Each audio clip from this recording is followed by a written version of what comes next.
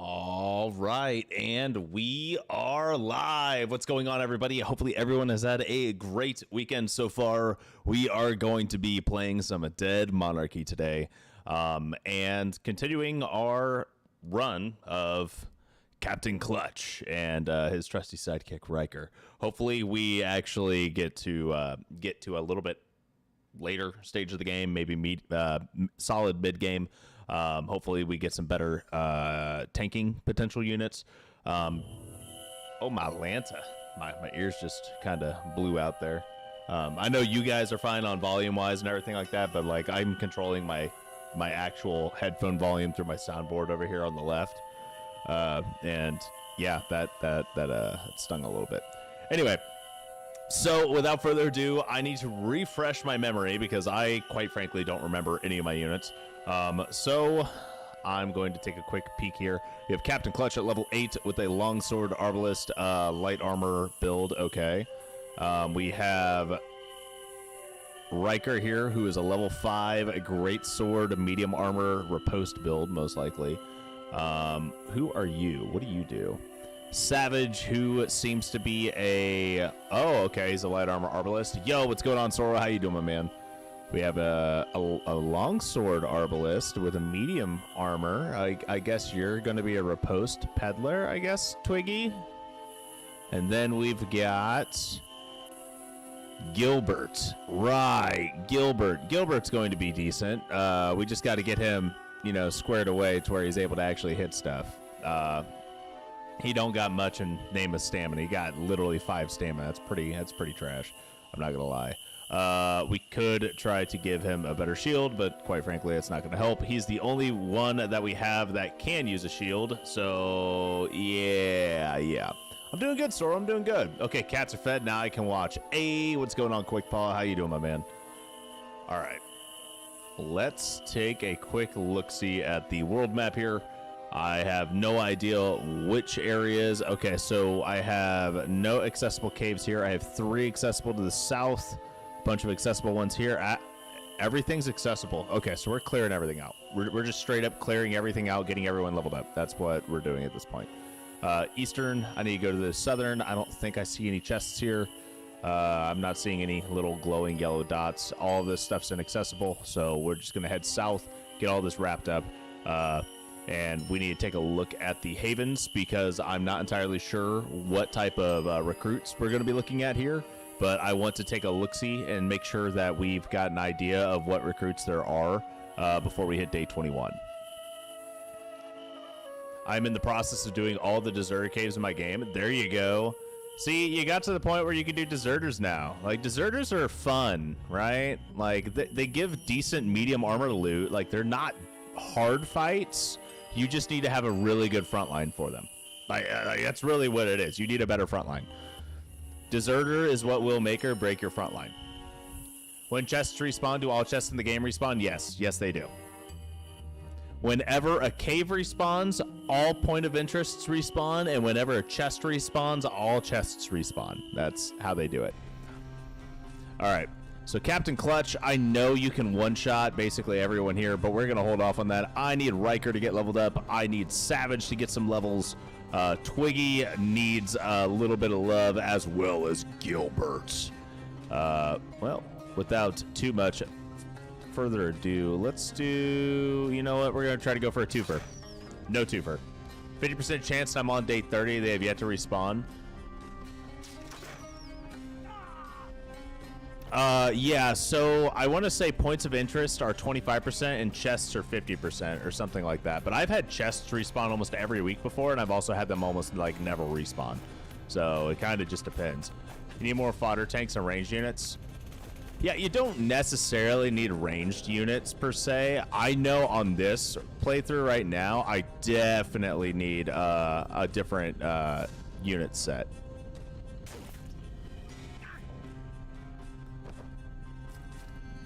Like, I need more units here. I need more units. I need higher quality units, a little bit higher builds. But then we'll be basically set. Okay, we got defensive strikes going here.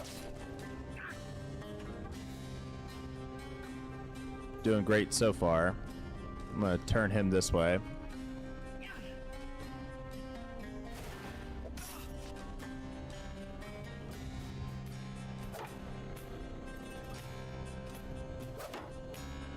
I'm not sure why I'm stuttering whenever I try to do something. I want to move my camera a little bit here. I have 13 units, but my units are way cheaper since I didn't check high cost units. Yeah, so I'm basically planning on all of my units being low background units. So they're going to be pretty weak. I'm not going to use any of the military backgrounds for a bit. But I'm going to be a little nitpicky on what type of units I get. Half of them are military backgrounds and my costs are less than 1K. Must be nice. Every time on my personal run, whenever I pick up a single military background, it's like over 300 a day. And I'm like, yeah, I can't. I'm not doing that. I'm not dealing with that right now. I could probably afford a single military background right now. Okay. I'm not a huge fan of how the camera feels. I feel like the camera's a little slow on how it follows and whatnot.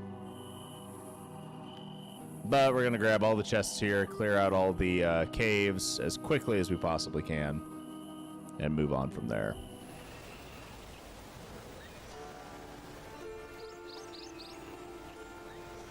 I know Gilbert got a level, and I can easily put some more points.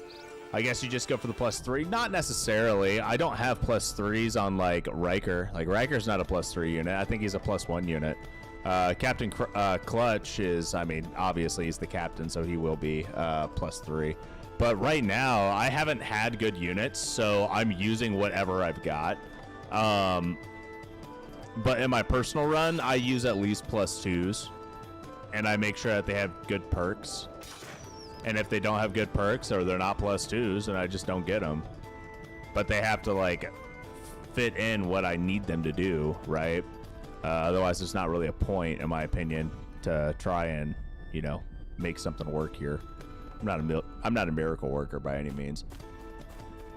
But I kind of like the idea of losing a bunch of, like, of these ragtag units on the live stream. Just be like, yeah, no, we're gonna try and push and see. I want to get, like, attached to everybody and then feel bad whenever they die. That's kind of how I want to do it.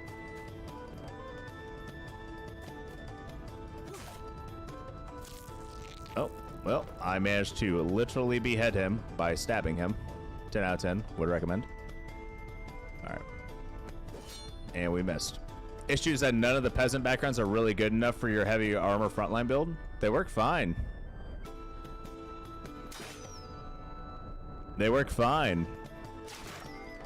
I've managed to, they both have 50 or 55 stamina. Well, yes, and like the thing is like it may not be perfect by any means, but it still works. Like I can make it work. Like I just need 10 stamina or 5 stamina, depending on how I build the unit. I'm not going to be freaking out over basically anything. Okay, I must have really messed up on how I built you, because I gave you defensive strikes and not... Oh my god. I've learned so much since the last time I streamed and played this game. I'm mad at how I'm building my own units. That's okay. We'll be fine.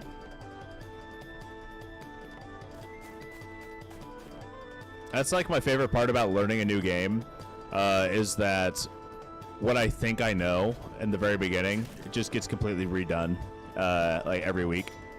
Like you guys can see that my thought process changes between each live stream. Like if you were to go through and watch my VODs, you'll be like, oh, okay, well, he says that these units are bad. And then, like, 2 live streams later, like, yeah, no, like, I done a complete 180. And they're like, whoa, whoa, whoa, whoa, what do you mean? I thought you just said that these units were terrible. What do you mean? Don't you know what you're talking about? Well, you see, I don't. That's the thing. I actually don't. Dunning-Kruger effect. I'm not sure what that means. I've never heard of that effect. and I don't want to tab out to try and look it up. Ba-boom. Also ba-boom. Gang, gang. All right, so Ryker, you are 1 kill away from getting a level up. Twiggy, you are also 1 kill away from getting a level up, so that's great news for us. And let's go ahead and take a quick move on here. Finish the loop. Hopefully get some nice superior heavy armor, because that's what we really need right about now. But all this ore is going to be very, very helpful for me, so I'll be able to potentially craft better gear. The Dunning-Kruger effect is a cognitive bias in which people with limited competence in a particular domain overestimate their abilities. You know, that's pretty accurate. And everything.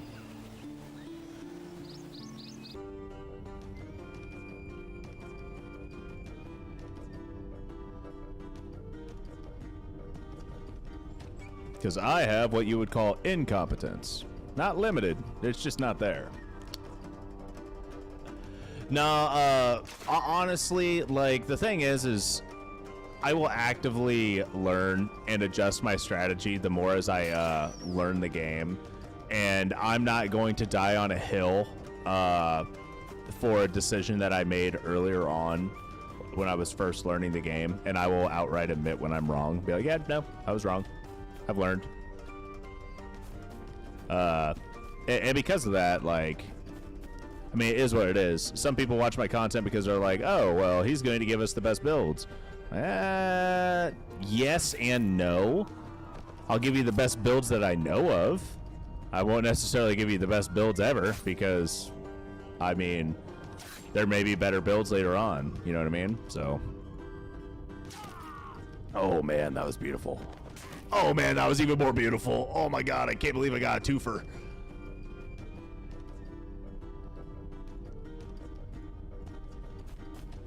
I got me a twofer. A twofer!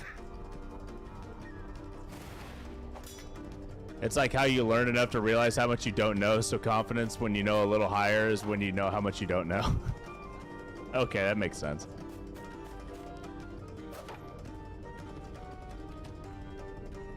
Can I get another twofer? Can we do that? Oh? Oh! Oh my God, bro. That was the best freaking dice rolls I've ever gotten. Ever. Ever. Oh my goodness. Oh my goodness. My longsword guys are getting it really good, bruh. Oh my goodness. I didn't even get a kill for Twiggy. Twiggy still hasn't leveled up yet. I'm a fool. That's okay. We'll get there. We will get there. By golly, we will get there. Just you wait. Oh, I gotta be careful with how I do my voice, because that kind of smarted a little bit.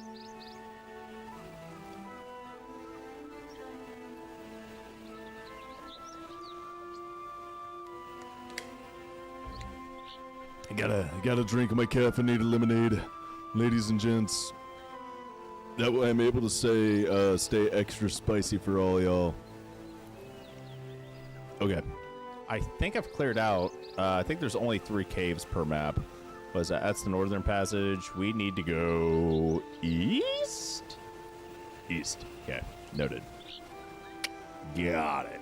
We're going over here. That's the northern. I lied. The map rotated on me. I'm a fool. I want to go this way. To the eastern passage, yes. Keeping the random armor you get is pretty good for that one contract where you can sell them way more than you normally would. Yes. So that's what I always do. I only sell the really basic rags that you will never worry about. Like, for example, this stuff, like this. Outlaws cloth rags, you can't use those for a requisition. However, all the other armor is usable for a requisition quest. And because of that, I always hold on to all of my outlaw armors for requisition, and then I turn those in for, 10, 15, 20,000, whatever they want to give me for stuff. But yeah, so pro tip, hold on to your loot. Hoard your shit. Hoard it all. I haven't even taken a look at if I have like camp supplies or anything like that. Ryker, you are a little injured and you're kind of tattered on your armor. I should probably not be as aggressive as I have been. But I really need Twiggy to get a level, so we're going for it. And if Savage gets a kill, then awesome. That worked beautifully. Pretty sure you can sell weapons though. Yes. There are no quests for weapons. So what I do is I sell all basic weapons right off the bat, and then sometimes I will even sell the regular, like common weapons at a certain point. But depending on what stage I am in the game is basically what I'll judge what weapons I sell. Also, have you run into an issue where the blue outline disappears in the deployment?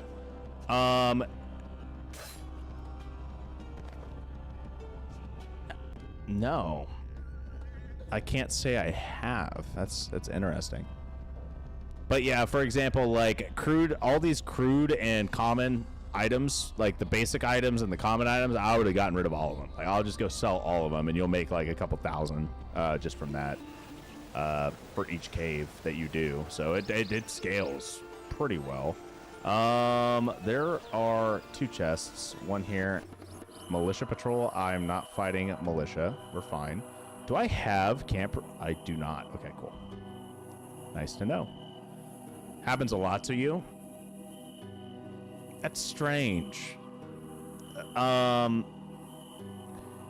It's possible you're hitting a button or like selecting something and that's what's causing it to disappear, but I wouldn't be able to tell you what that is unless I saw it. Even selling refined for a lot of weapon types at this point. Yeah, like honestly, there hits a point where you're rocking superior or higher weapon types for almost everything, and you're just like, yeah, it is what it is. Okay, so I've cleared out one of the accessible caves here, and instead of me clearing this one out fully and then going here, I'm actually going to go ahead and loop all the way straight through to the eastern passage so I can clear this out during day 18 and then finish the trek down to the bottom haven. Oh no, we got ambushed and I didn't repair anybody. Oh no, it's a tragedy. Yo, what's going on, Kevin? How you doing, my man? Appreciate the review video you did. Plan to look into that again later today. I'll be doing a Steam announcement soon as well, showcasing the review and playthroughs. Hey man, I appreciate that. I wanted to make sure that people knew about the game because a lot of the content that I make is basically power gaming or min-maxing on customization, like builds and whatnot. So it worked. It's a game that I think a lot of my audience would probably enjoy. I mean, heck, Quick Paw here like recommended the game to me, and then I took a look at it. I was like, yeah, no, this is something. This is definitely something. I'll look at it. And now here we are. I'm not sure if this is like the game or if it's my computer and streaming software, but I'll like every now and then whenever I get a kill, I stutter right there, and it's something that kind of makes me sad because I want to see a little bit more flawless, like straight motion kind of stuff. But it is what it is. Can I tie you down? I can, but it's not worth it because you're not going to be able to attack me. Neither of you guys can actually attack me on the way to me. Like I place 1 or 2 guys and it disappears. That's a really painful bug that I've been trying to solve. Eventually it will probably be replaced completely with a deployment menu. Also you can make it so I cannot deploy some units for a particular fight once you add the menu. So Quick Paul, you can do that. You have to go to organization and pull people down. So there's 2 different, I can't show you right now, but there's already a functionality for you to have a reserve. Stuttering's an issue on Unity's end with the blood textures getting loaded in. Got it. Yeah, I kind of figured this was a Unity game. I was like, this skybox looks very familiar. I've done a little bit of development myself for video games and whatnot, and I work in a software industry, so I'm just like, I know a lot of pain points Kevin's going through. That's why I'm also like, I get it. I get it. I can respect it though. I know about organization, but sometimes a certain fight just doesn't have the space for 13 units to work well, but for open map fights, I want all my units. Yeah, you know, like, I get that. I really would think it would be, like, beneficial for there to be the organization menu before you go into a fight. Except for when you're fighting, like, when you get ambushed, you don't have the ability to organize, but otherwise, I think it would be really cool for you to have the organization thing pop up so you can select which units you bring in. Kind of like how Fire Emblem gives you the ability to do that. And I understand not allowing the player to have that for an ambush because you're being ambushed. You can't do nothing.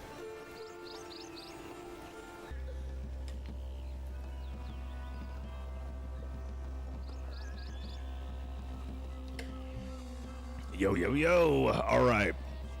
Yeah, Captain Clutch. Ryker over here did get a level. Savage is leveling up. Twiggy, I still need one more kill for you to level up. I'm just going to wait for these guys to slowly trickle down. Is there a hotkey to quickly pass the round? Because I really want to hit space, because space used to be like just the quick in turn button for so many games, and all space does is pause the fucking game. And I need a keybind for that. I need a keybind for the green check mark. Getting a deployment menu that allows you to specify formations is in the UI to-do list. Nice. I'm excited to see updates and see where you take the title. And hopefully the title does really well in sales and whatnot. And you're able to support it for as long as you want. Obviously, I understand that a game is never finished. It is only finished whenever you decide to stop updating it. So, yeah, I'm excited to see what you're able to come up with for future games and whatnot, too. Tragic. Not delete, I meant backspace. So backspace ends it? Okay, all right. Noted. Okay, I'm going to go for a twofer, potentially. No, I'm not. I'm going to go for a one-fer. Okay, I'll take the one-fer. I should not have done that. I should not have done that, but that's okay. Got to get rid of people. I can make enter too. Oh, I think enter would be a good one. Backspace feels kind of awkward. Not going to lie.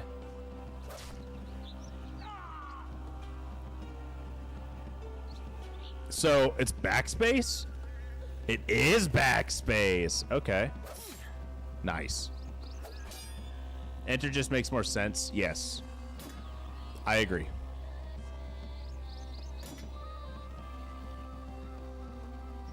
Twiggy's got graceful impact. Ryker's getting dumpstered up here. We need Ryker to get some kills right about now. Nice. Twiggy, I need you to get kills, buddy. You need a kill. A kill. For the love of God, you can do this, right? It's a 1v1. Mono e mono.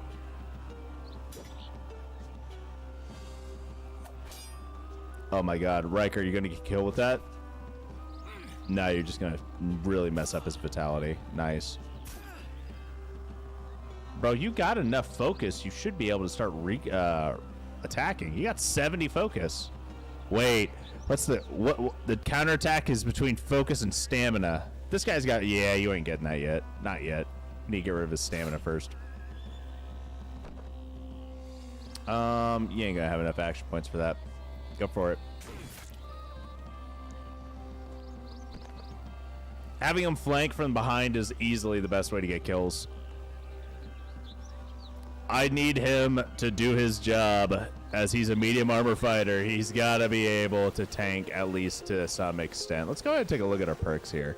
So, Ryker, we are getting you set up to be a medium armor riposte master. Ooh, sudden death. The damage formula for counterattack now includes the damage bonus from melee weapons. Okay, that wouldn't be terrible to have, I'm not going to lie. We already have defensive strikes as well.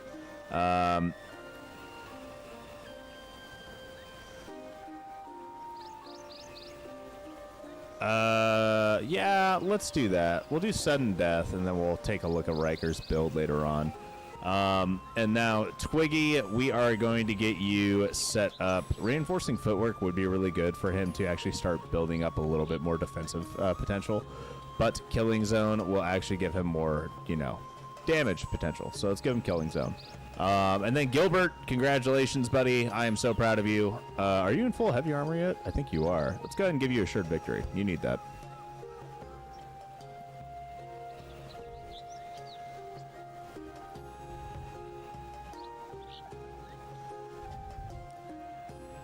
Nah, Quick Paul, he doesn't need to deal damage or anything. He's meant to do just, he's meant to literally just counterattack.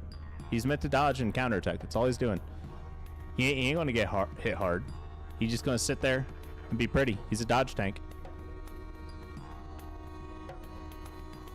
I ain't trying to min-max every single person here, dude. I'm not. Like, if I was, then I definitely have failed at that.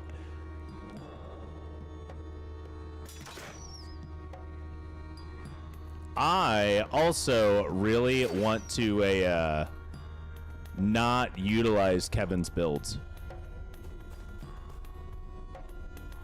If I can help it, I don't want to have to utilize the builds that the creator of the game put into a guide.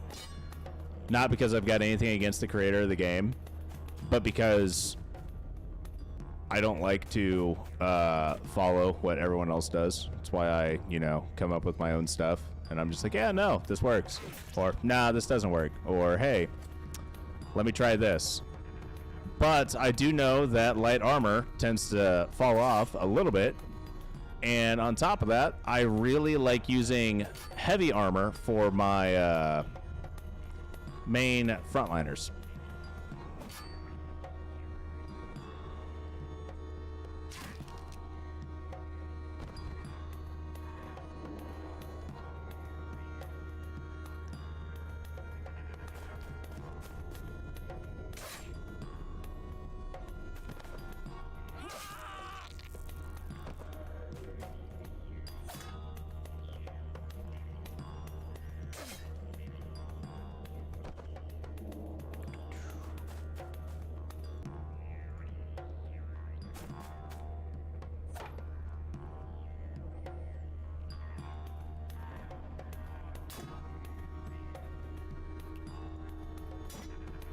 You do it what? What do you mean? Are you saying that your light armor guys carry well into late game? Because have you hit late game? How the heck did he get so much movement and attacks? Who? Captain Clutch? Captain Clutch knows what he's doing. He's incredibly high leveled.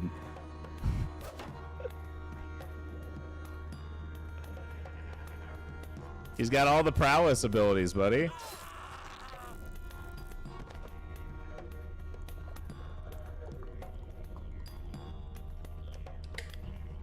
He's got all of them. Oh, Savage, you're only 1 kill away from a level up. Nice. I need to get you there. I need to get you there. It's something my cousin used to say, "My do it." He doesn't want help with stuff as a kid. Oh. Well, the thing is like, I look at it this way, right? I'm going to learn a lot more if I struggle myself and learn a game. I am not going to learn how the game actually works if all I do is follow a cut and dry guide for every single potential build out there, right?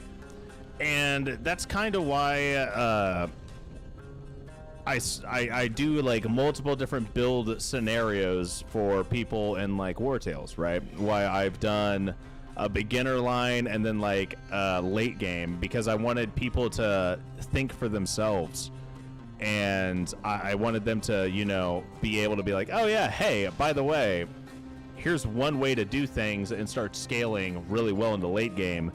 Maybe you don't need to necessarily have someone hold your hand the entire time.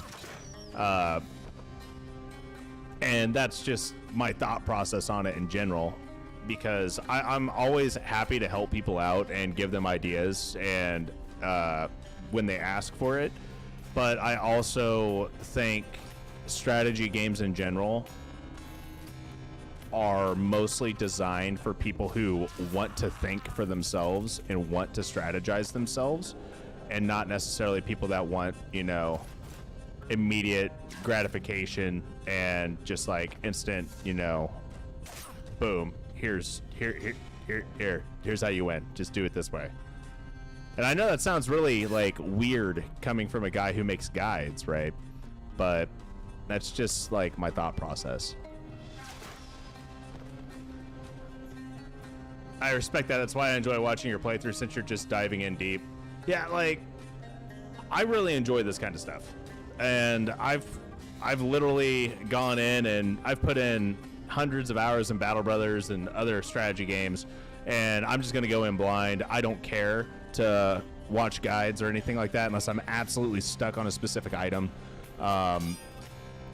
because I'd rather, you know, struggle my way through it and then be like, oh hey, I like how this works, I'm going to use this. I definitely experiment more when respec is a thing. I'm a masochist myself. I've sunk 1,000 hours into Battle Brothers, so I haven't finished all the content.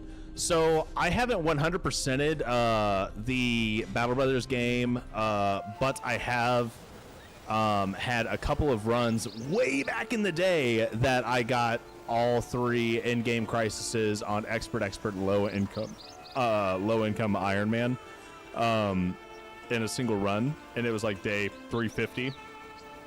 So I have hit that point before, but that was in like 2018, and the game's changed a lot since then. And I tried to play Battle Brothers recently, and the game's hard.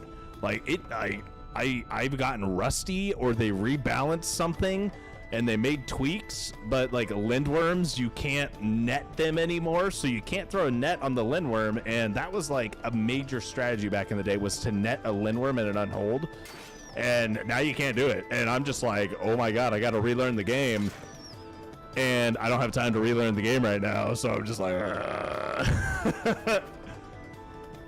my issue with Battle Brothers is that it's just so slow. It's not though. Like, you can say it's slow, but you can get 1 contract a day done. Like, you can get a lot done in Battle Brothers pretty quickly. Honestly, this game is slower than Battle Brothers at times, because in Battle Brothers you can take on various levels of stuff, of enemies, and you can manage with really low level parties and gear. In Dead Monarchy, you kind of can't. Like, it's a very stair-step difficulty system in Dead Monarchy, at least on a Emperor mode, okay? Like, the jump from these bandit outlaws to deserters it's like night and day, and then it just gets even worse the higher up you go. So I'm just like, okay, well, Battle Bros was definitely a big influence for Dead Monarchy, but I think they finished up with it now. Constantly gets so many deaths, I'm always barely scraping by with peasants. So yeah, like that's what I'm used to, right? And Battle Brothers is one of the games that I put so much time into learning, and I was so used to that type of gameplay style that when I went to War Tales, I was just like, wow, this is easy. This is an easy game. Like, what is dying status? Like, if you're losing a unit in War Tales, you either really fucked up, or you're just not used to playing a game like Battle Brothers, right? Day 60 in Battle Brothers. Did I just lose my heavy armor unit? No, he's fine. I saw the dead body here and I wasn't paying attention. I just heard the and then I saw the red and I was like, oh shit, did he die? I'm on day 30 and I'm fighting deserters. When in like day 60, I'm still fighting low tier bandits. Day 60. Okay, so that may be a skill issue also. Like you will learn to get better, but I think it's normally day, at least back in the day, because the game's changed. The game has changed, but back in the day, if it was day 25 and you weren't fighting bandit raiders, then you were behind. I played quite a bit of War Tales 2, but without any RNG. It feels like a puzzle game. There isn't as much strategy to it after you figure out the systems. Yeah, Kevin, that's kind of how it is for me, and I ended up burning myself out on War Tales. I really did. I made a lot of content for it.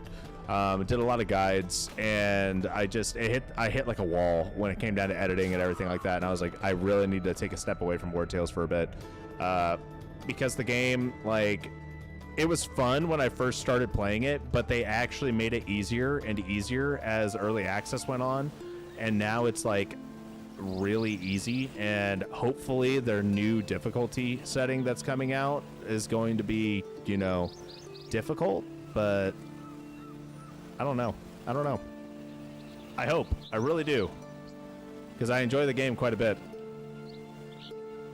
But it's also one of those games where I'm like, yeah, so by the way, I need to stop playing this game because I can win it with a single unit, essentially, at some point. And I'm like, I should not be able to do this. What is infinite movement? Okay, hold up. Western. There we go. In War Tales, I cannot beat the refugees, man. Those torches are deadly. So, and the torches and refugees, like, honestly, it's, you need to either have first aid or you need to have run, or you just need to prioritize the torches and utilize movement. Like, it really is a game about positioning. Most turn-based strategy games are all about positioning. Like, I'm not trying, I am saying it is a skill issue, but I'm also saying it's because you probably haven't learned the way to position in a lot of games, because I can tell that this game was influenced by Battle Brothers simply because of, one, how the perk system's laid out, but two, because of how important positioning is. In War Tales, I could literally, and if you watch any of my VODs on how I play War Tales from my old live streams, I will literally count. I will hover over someone, see that they can only move 8 meters, and I will count out 8 meters and make sure that I'm outside of their attack range at the end of my turn. That way they end their turn within my attack range, but outside, but they can't reach me. And I will just continually do that. It's all about positioning and like utilizing maneuvers on the battlefield. That's all it is.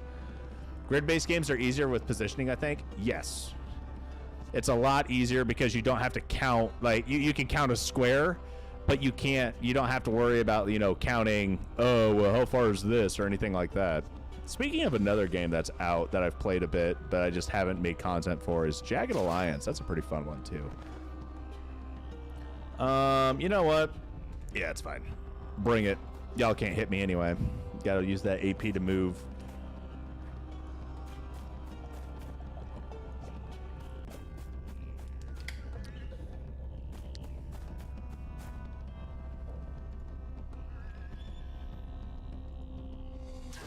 But I'm the guy that, you know, back when I was 10 or 12, I would play Final Fantasy Tactics, and I would make an automated level grinder. Because that was a thing. Like, there's level down tiles in Final Fantasy Tactics, so you could actually min-max your unit's stats by leveling them up on a specific stat and then changing their class over and then de-leveling them on a different class, and they would gain and lose stuff, and you can actually have completely maxed out stats at max level, like super early in the game. I play too fast in games. I'm doing a relay run of Tier Ring Sega right now, similar to Fire Emblem, where I'm in a team of 4 and we switch every chapter. It's an Iron Man, and so far every chapter I've killed a unit, but nobody else has at all. So you, what's Tier Ring Saga? What is that? That actually sounds kind of fun. I'm not gonna lie. Like, that sounds like a really fun way to play a game. Reminds me a little bit of like a soul-bound Pokemon game. That's kind of what I want to do at some point, is maybe do like a Pokemon series. Because I used to play the shit out of Pokemon back in the day. I'm not good at it. I wouldn't say I'm like one of those guys that, you know. I was never really competitive in it. I just enjoyed it. But yeah, wow. Doing a strategy game kind of like that's something. It was made by the original creator of Fire Emblem after he left Nintendo. Okay. That means I'm probably gonna like it. You know what? Let's just go ahead and kill them all with Clutch. Yeah, Clutch. Good job, buddy. So, I know you mentioned earlier asking how Clutch is able to move so far and attack so many times, right? So let's go over Clutch's build real quick. Let's just go over it real quick. So Captain Clutch obviously has energetic strikes, which is why he hits so hard. And then he's got circular breathing, which gives him an extra 10 stamina regen a turn, which puts him up to 25 stamina regen a turn. He's got nimble movement, which just helps him stay alive a little bit longer. And he's got light-footed movement, which makes it to where every tile he moves, regardless of height differences or anything like that, it only costs 1 action point. So this is where the math starts coming in. He's got Berserker Instinct. After killing an enemy with a melee standard attack, he regains 5 action points. His standard attack costs 4 action points. In order for him to move a tile, it costs 1 action point. So as long as I'm able to kill somebody, I can move 1 tile over and then kill another person. And then again and again and again, I can daisy chain it. And then I also grabbed Fainting Strikes, so if a melee or ranged standard attack misses, I regain 2 action points and 5 stamina, which helps me out a little bit in making sure things aren't completely foobarred on Berserker Instinct. If I miss my first attack, I still actually have enough AP to keep going. And then Adrenaline Rush, which gives me full stamina restore every time I kill a unit, which gives me my nimble movement even more like stuff, because if I go on a huge daisy chain with Berserker Instinct, I'm going to run out of stamina, right? And nimble movement scales off of how much stamina you have, and it reduces incoming damage by the stamina amount. Well, this lets me fully restore my stamina every time I get a kill, so I'm never absolutely out of stamina and completely foobarred. So honestly, this makes up for circular breathing, and I don't really need circular breathing. Circular breathing's definitely kind of a wasted point at this point, but it's still helpful in the off chance that, you know, I'm not able to get a kill or anything like that. And I can always figure something else out, maybe, but basically my dude's never going to run out of stamina, and he's got enough movement that he's just going to constantly run around killing people. Yo, what's going on, Bruce? Final Fantasy Tactics was a really fun game. Wish they made a sequel to it. I know, right? So I don't know if you've heard of this game, but it's called Fell Seal Arbiter's Mark. And that is kind of very similar to Final Fantasy Tactics. I can't get into it. It feels like an off-brand Final Fantasy Tactics. I could tell that it's similar, but I'm just not. I can't do it. But if you're down for a Walmart brand Final Fantasy Tactics, you might want to look into it. You know, you might be interested in it if you really like that game. For, you know, anybody here. Tactics Ogre Reborn. Okay, so Tactics Ogre Reborn, yes. I've played it. I don't like it. I've played the original Tactics Ogre. So, small history lesson. Tactics Ogre came out before Final Fantasy Tactics, and Final Fantasy Tactics was inspired by Tactics Ogre. Tactics Ogre Reborn, I'm just not a huge fan of it. I actually made a review video for it, like when it first came out, and it got, I think it's the most downvoted review video or just video I've ever put out on YouTube, because a lot of people don't like the fact that I say that it's not a good game, or not that it's not a good game, but it's just not for me. And it's because it won't let me do the things that I wanted to do in Final Fantasy Tactics, which allows me to infinitely grind units and get them built up the exact same way that I want them to be built. And because I can't infinitely grind and do all this other stuff that I'm used to from Final Fantasy Tactics and whatnot, I'm just like, you know, this wasn't what I thought it was going to be, and I'm disappointed. and it wasn't worth the money for me. And that's like how I looked at it. So you don't like the Unity levels? What do you mean Unity levels?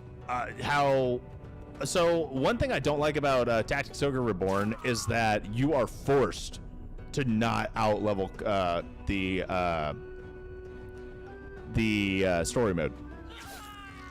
You are forced, 100% forced, which I understand wanting everything to be within a specific level and whatnot, but in Final Fantasy Tactics, you can literally, as soon as you start the game, once you get your first overworld mission, you can bounce back and forth between two positions and get random encounters that scale with your level, and you can be basically max level in the very beginning of the game when you're a child and have all of the jobs and professions that you want completely built out before you even enter the third battle. And that's what I would do even as a kid, because I wanted and I would play on my PSP, right? But I wanted my Ramza, who's the main character in Final Fantasy Tactics, I wanted him to be built in a way that he was a Black Knight and had lifesteal abilities and everything like that. And he would be kitted out. He would be decked out. I wouldn't have any good gear for him. No good gear. But by God, was he leveled up something fierce, and then I would just get gear from a drops. Yeah, so the level cap mechanic is what gives me a bad taste in my mouth. I will say that. Definitely what gives me a bad taste in my mouth. I would have thought you would like that mechanic that makes the game have a consistent difficulty. See, the thing, like, having a consistent difficulty by limiting players is not the way to have consistent difficulty.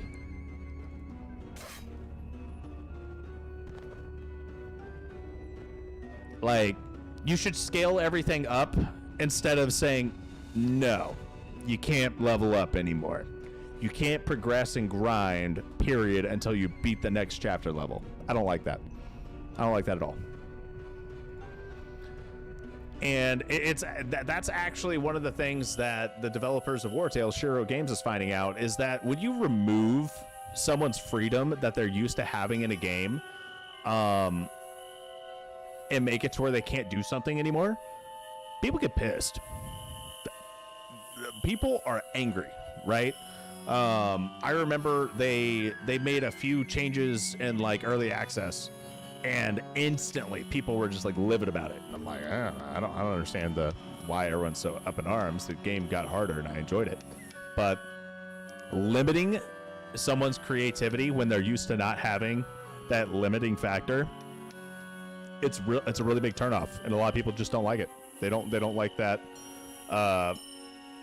that hindrance. They're used to being able to do what I just described as being able to like power level your way through basically everything. I agree that Final Fantasy Tactics should level their story missions in conjunction with player levels, but making it to where you can't grind up and have a bunch of random encounters to level yourself up and just get more game time in. Yeah, no. Like, I put in hundreds, if not thousands of hours into a single playthrough of Final Fantasy Tactics because all I did was I just played random encounters all day. Like, that's what I would do. I wouldn't even bother with story missions for a while because I'm like, I don't want to beat the game yet. I just want to play around, have fun. And like having that freedom is really what it is, right? And I want to feel progression while I'm doing that. I don't want to be like, oh yeah, by the way, you're not going to level up at all because you need to beat the next story mission for you to level up.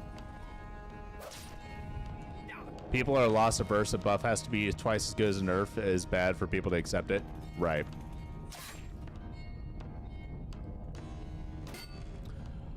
I'm going to die here. Nope. Yep. I'm...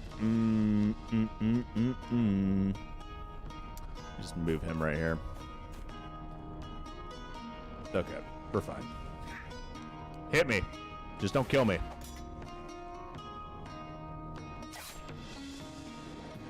Right. People, yeah, they're like, it's just how psychology works. It's how people are. I gotta hit him again? Nope. Okay. Yo, get a kill. Proud of you. Yo, get a kill. Not proud of you. You failed me. Gilbert. How dare you, Gilbert? I need you to get kills, man. I'm terrified. All right, Gilbert, it's all up to you, buddy. I am going to sit here and watch you beat this man to submission with your hammer. I don't care how long it takes. You're going to beat him. Thank you. I'm glad it only took 2 swings, because if it took any longer, I was going to be very upset. And that's why, because now you are level 5. Bada bing, bada boom.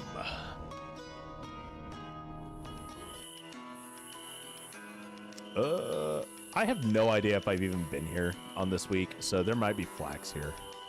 What we got? Is there flax? There is flax. Oh, dude, I may not have been here this week, which means there's gonna be flax. Yeah, it makes sense if I haven't been here, because there's like a bunch of, you know, boxes and shit everywhere. So let's buy all the flax, get it all. I want it. I need it. I need it. That's one of the challenges as a game dev. Combat to a lot of time developed, because I want to do as much balancing first before releasing it. Arbalisters used to be so OP before I had to nerf them. Yeah, I can definitely tell that Arbalisters used to be really good, because they feel like they have a very quick power spike and then they quickly fall off. And I feel like the quickly falling off was from some nerfing. But I get it, and I appreciate you trying to keep your game balanced. One thing that because I design video games as well for my own personal development studio, and I've got a bunch of GDDs saved in a Google Drive somewhere. And eventually, once I am done with school and have time, I'm going to start developing my own strategy games. But I also kind of just don't want to balance it. I kind of want people to do dumb stuff. You know what I mean? Like, yeah, no, go for it. Go have fun. I want people to determine themselves whether or not things are broken. I want them to have fun with it. You know what I mean? Let's go to the marketplace. I went from every crossbowman on my team getting 1+ kills per turn to having all 4 of my crossbowmen having to shoot the same guy to kill 1 per turn collectively. See, Quick, that's why I said the game's not as good. Like, it's not that the game, but that light armor is not as good as you think it is, because they fall off really quick. They are fun, though. You know what? I'm going to buy this. Why not? I'm going to treat myself. Medium helmet. Hell yeah. Light helmet. Hell yeah. I already have a superior heavy helmet. I don't need that. Pole hammer. Ooh, refined heavy armor. I'm grabbing that. Hell yeah. Give me them camp supplies. Ooh, baby. I'm getting all the good things. I'm not even bothering with all this other stuff. I am going to grab the refined heavy helmet, though, and the superior, because I'm probably going to want those. Just a thought. Looking forward to it. Balancing is a funny subject, too. It's very subjective. My light armor fencers are like my best units right now, though. See, the thing is light armor flankers are incredibly strong because you're able to get behind and backstab. And that crit just does so much damage because it bypasses. It's the same thing with enemy AI. Do players really want smart AI or just AI that loses convincingly? That's exactly what it is, Kevin. Like, they don't want... You can, and I'm sure that you understand this as a game developer, you can easily create a state machine, which is, for non-developer people, state machines are essentially a dumbed-down AI. It's not artificial intelligence. It's just a bunch of rules set up where if a specific trigger happens, you do a specific thing. That's what it is. So if enemy is within X range, do this. That's what a state machine is. And then you have a bunch of different levels of this, and you have the brain, and then you have a bunch of different functions, and that's what a state machine is. So you can make an AI that's like, oh, hey, what is the highest % chance for me to hit somebody? Okay. Are they within my attack range? Okay. Who's going to deal the most damage with the highest % chance? Okay. And how quickly are they going to die? And then the last one is, am I going to take an attack of opportunity? And if so, what's the % chance for them to hit me? And you can put in all those effects, and you can have an AI that'll straight up disengage, walk over to your squishy's unit, and dumpster you in one hit and straight up kill you. We can make, like, that is a thing that developers can make happen, and it's going to be brutal. But people don't want that. People don't want a game where the enemies are going to just be like, yeah, no, by the way, I can reach their backline squishy by taking a single attack of opportunity, and I can kill that squishy unit right now. Players don't want that. AI that loses convincingly every time. So a state machine is like the programming you could do for companions in Dragon Age Origins or Final Fantasy 12. Yes, but a lot stronger and a lot more specific. A state machine, to put it simply, is how you can control aggro on like an MMO game or an RPG game. So you can have your brain, and then the brain just says, if player is within 500 meters, execute aggro. If player is outside of 75 meters, cancel aggro. Or insert, or execute a passive. Where you return back to your normal patrol. Else patrol, where you just go back and forth. And then when you're aggroed, you have your, when you are doing the aggro function, it's another state that you can actually have like multi-level brains, and that's how it works. So when you're aggroed, okay, if player's within 10 meters, execute this function, which is an attack. If the player's within this range, you do, okay, a long-range attack or slow or something like that. If the player's within this amount of range, you use like a melee attack or something like that. Like, you could do all of that and just have it set up to where the AI will hunt you down if you get too close to it. If only I had all the time in the world to develop, I could easily dedicate an entire year just to creating more complex AI and new abilities. See, like, Kevin, I'm assuming you're a part-time developer and you're doing it on the side for fun, right? Because that's exactly what I do for like my designs and whatnot. And there's a lot of fun stuff that I've come up with, and I'm just like, man, I want it. I want. Hold up. I'm gonna lose my train of thought here, so bear with me. I need to go to my inventory. How much wood? I have 150 wood and I have 195 iron ore. That is not enough. That's not enough. That's okay. We need to go to the manor and do some stuff.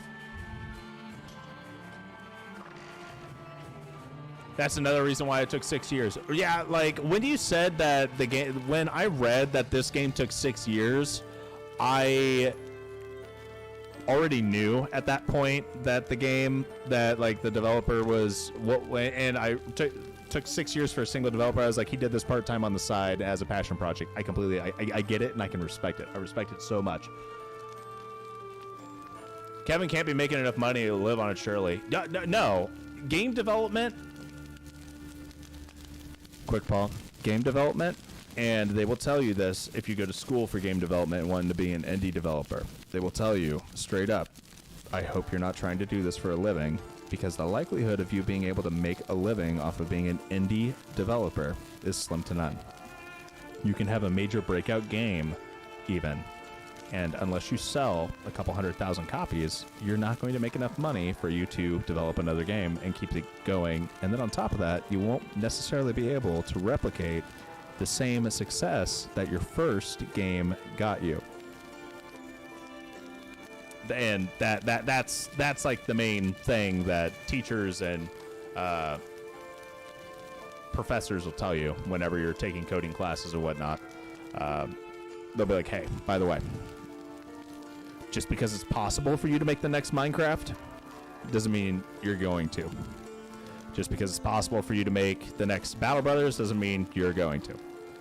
And it does suck, but like if you look at it this way, a game that sells 1,000 copies at $10 at $10 a copy, like yeah, like 1,000 copies, that's 10 grand. But after Steam, just assuming it's an indie developer and it goes to Steam takes 30%. So you only made 7 grand, and it'll probably take you several years to make that, and it'll take you probably a year to sell 1,000 copies, depending on how good you are at marketing. Like, yeah, like it really does depend, and it varies drastically. It's pretty hard. The other thing is my own interest just happens to be niche games. Boom. The thing is niche games have little to no competition. The problem is niche games are, niche. So, is what it is. My programming professor said the way to make money is contracting work. That is the way to make money. I've got a buddy of mine that works in government contracts, and he actually just left a government contractor, and he will be working as like a private contractor. Oh baby, I want it. But I don't got none of that. I'm not gonna have any of that, but I do have lots of that, so I'm gonna take that and I'm gonna leave. But he makes good money. I don't make bad money, and I technically work for a contract agency. I'm not a contractor. My company has clients. If I create a copy of Vampire Survivors, it would probably do better than Dead Monarchy, but as a developer, I can only motivate myself to develop the game if I actually want to play it. Boom. See, Kevin, the thing is if you don't want to play your own game, then you shouldn't be making the game. That's my thought process on it entirely. It really is. And I feel like every developer should be in that boat. I think every developer should enjoy their game enough that they would want to play it. Be like, yes, this is the game that I am going to spend a ton of time playing because I think this is the best game ever. You need to be biased, but you also need to actually enjoy playing it. Game dev really is cutthroat. Yes. And like the thing is I know for a fact if I were to go and try and be a game dev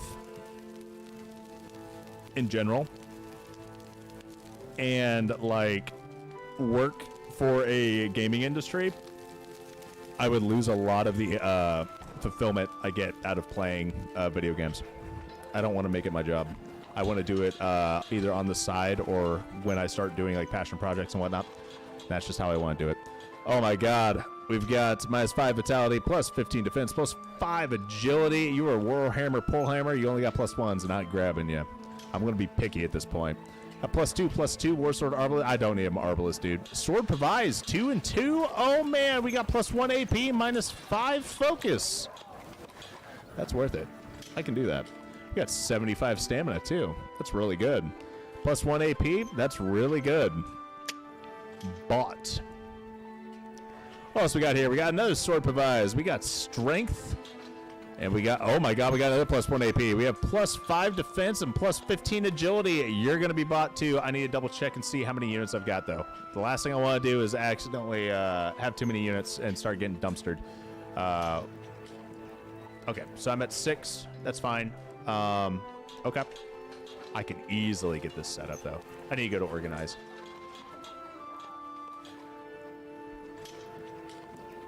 There's this cool indie dev called Spiderweb Studios. He made some videos on how he's able to stay in business as a husband and wife team making niche games for 30 years. I don't think any of the games I create will be massive hits, but honestly, that's all right for me. I just plan to keep chipping away at it. I don't really like his games, but I like him and learning about his story. Jeff Vogel? Wow. I like how he just instantly is like, oh yeah, that guy? Yeah, I know him. I've heard of him. I've watched his stuff. Let's do organize real quick. I am going to pull out. Okay. I need to get my people. I need at least level 4 on most of my units. We're gonna keep Gilbert in there. We're gonna pull Twiggy out. We're going to hire a couple more units. And then we're going to get them all leveled up. Let's go back to the shelters. I know that there's another Pavise here. Don't know where he's at. There he is. Sword Pavise. He only has 50 stamina. It's going to be kind of rough for me to get him where I want him to be, but we're going to do it anyway, because that's what we do. Outlaw Log Sword Arbalist. Warhammer Pullhammer Monk. Gross. And then what do we got? Militiamen. Right.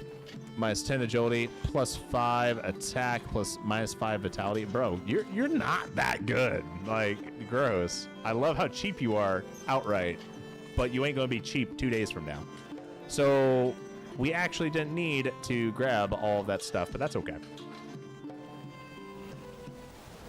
Tried some of his games, but just felt like something was missing. Have not tried all of them, though. Well, you also have to remember that the way some games are, and the way some people make games is they make them quantity over quality. So you'll spend, a year or two making a quick game that you're going to sell for $5, and you're just going to make a bunch of $5 games. And you could do it to where same thing, but for like 10 or 15 bucks, right? And it's not a good thing, in my opinion, but some people would much rather just make a bunch of cheap games so that people buy and play and hopefully don't return. But he was a part-time security guard before eventually leaving, waiting on Kenshi 2. Chris Hunt's story is a good one. 6 years of solo dev, 12 years in total. The game's janky as DM, but it just has so much content. So Kenshi is one of those games that I played when it first dropped in Steam Greenlight back in 2013 when I was in college, actually. Like, I had just moved into the dorms, and Steam Greenlight became a thing. And I was like, I need to try this. I have so many hours in Kenshi. It's so great. I love it. Kenshi 2 is going to be amazing. I just want beak things to be even more beak thingy.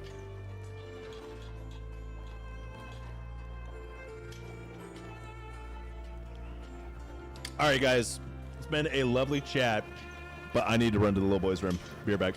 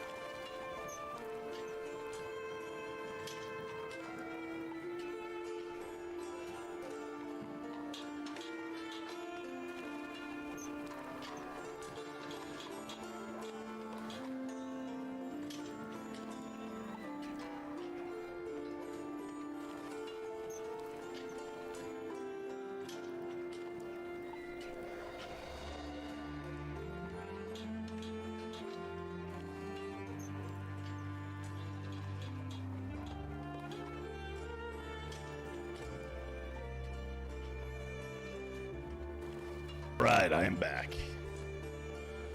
Okay, let me catch up on chat. Kenshi 2, looking forward to that too. Hope they eventually port Kenshi 1 to Unreal as well. They said they would remake Kenshi 1, but that was back when the plan was to upgrade the engine for Kenshi 2 instead of switch engines. If you played or heard of Horizon's Gate. Okay. Let me double check inventory real quick. we have our newbie here. We have a couple of newbies. 50 stamina feels really bad. It really does. What can I do? Oh, it's 55 stamina. I have an idea. It's a really dumb idea, but we're going to try it. 35 stamina. Okay. Making progress. Oh. Oh. 20 stamina. Okay. That'll get me down. That's too low. Minus 10. That's totally doable. 15 stamina. Nice. That is exactly where I need to be. That's it. Even 50 stamina is fine. 50 stamina is enough for me to get a good heavy armor unit. Sword and Pavise. All right, cool. You, my good sir, have even more stamina, so I can give you a better shield. But let's do this shield instead. Nah. Yeah. I need another piece of heavy armor, but we are going to give you the superior helmet, and we'll be fine. It's a great game. It's open world with turn-based tactics, combat, lots of sailing. It's the third game in a series, so you don't have to play the older ones. Okay. Is it kind of like... So there was a game that I used to play way back in the day. It's called Trade Winds. I don't know if you guys ever heard of that game. That was so much fun back on my parents' HP, whatever terrible computers were there were back in the day. But so if it's anything kind of like Trade Winds but better, oh my god, I might have to play it. And it's funny because I'm terrified of the ocean. I'm terrified of deep open water. You guys ever want to see something awesome and awesomely funny or kind of sad? You should watch me play Subnautica or Ark and get me in the water. It's awful. Awful. I tried to live stream Subnautica before and I thought I was going to have a heart attack.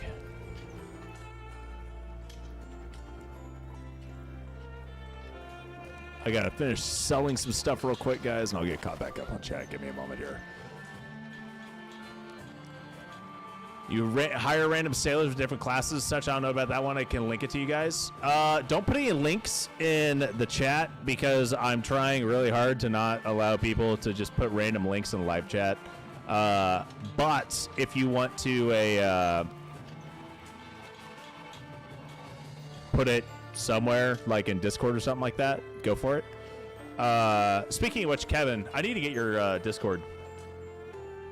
If you're down, my man. Just for funsies.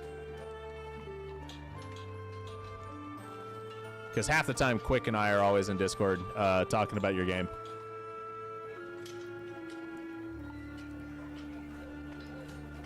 Alright, and let's get this guy set up in basic terrible armor.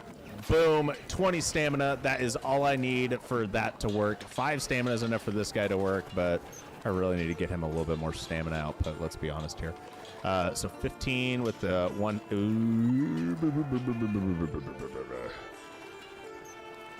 If I got rid of this, what is that? Minus 15 stamina? What's the standard one? Is that minus 25? That would lower me by 10. Yeah, I can't do that. I can't do that at all. That's fine.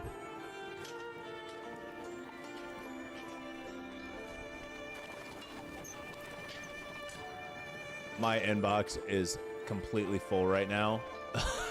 I have like 10 messages on Discord right now, and I'm just like, yeah, I should probably, take a look at all of that. But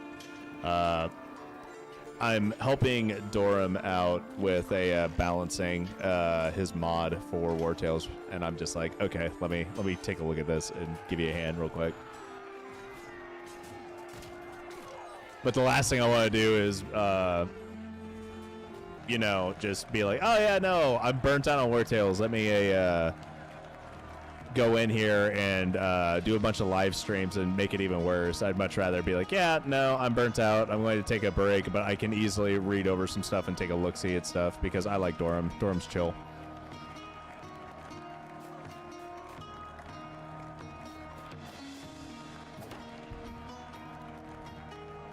Does Fair have a Discord?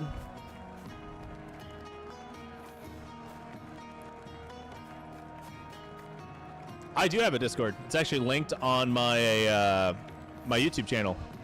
If you go to my actual YouTube channel, at the top, there's like the links and whatnot. You just click on it, and you'll get access to my community Discord. I do have a community Discord. I should probably put it in every live stream description, but I don't because I'm a terrible content creator. All right, hold up. Can I actually... Oh, my goodness. I can almost kill a guy. Almost. I missed. Let's try it again. All right, I need these guys to actually live, so I need to be a little bit...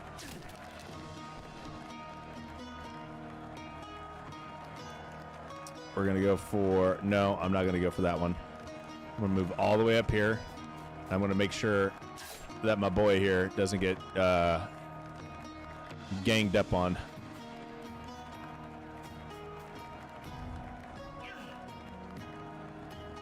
Hit me. Oh, man, I wasn't expecting the crit. Don't crit me. Oh, my God. That crit got me foobarred.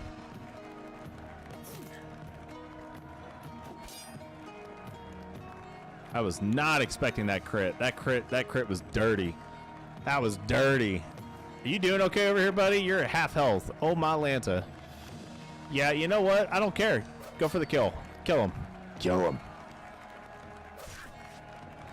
Defensive strikes is triggering at least. All right. It's better.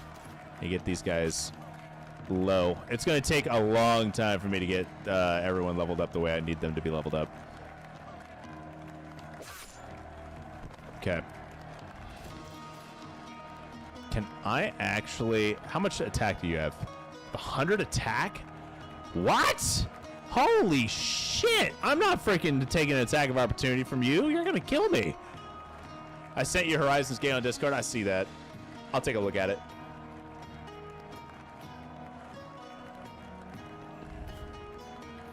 We'll turn and look this way as we slowly murder these people.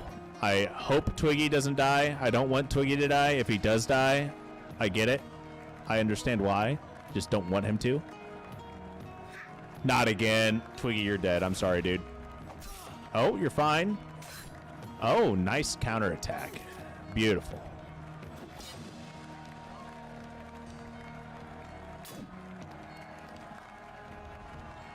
Okay. Captain Clutch, you are not going for the kill. Beautiful. That's exactly what I wanted there. Actually, that's 2-1 Hacken. Hacken leveled up. You don't need any more kills, Hacken. Proud of you. Now I need to get this guy a couple kills.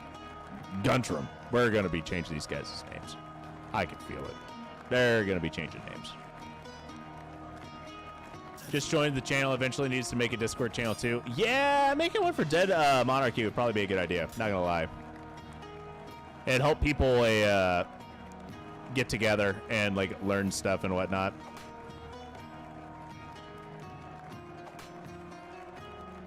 Maybe one day we will get a kill here. All right, so I really like how Hacken's got a couple points of movement actually here. Ryker is going to be hella tanky at this point because he's just gaining so much block as we're waiting. And then Captain Clutch is just, yeah, he's not gonna die. We're gonna take a hot minute on these fights here. Found a character named Sigurd, so I renamed him Zigludo-chan. Okay, we're fine here. Let's just go ahead and wait.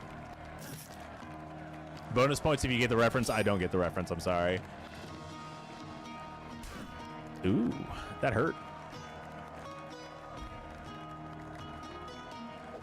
It's one hit.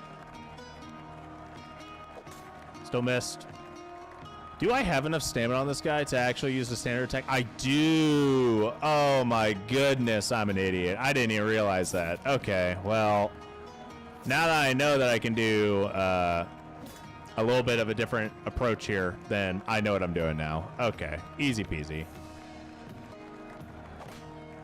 Maybe an easy peasy, but I can do a standard followed by a wild strike on this guy while I'm trying to get him hit.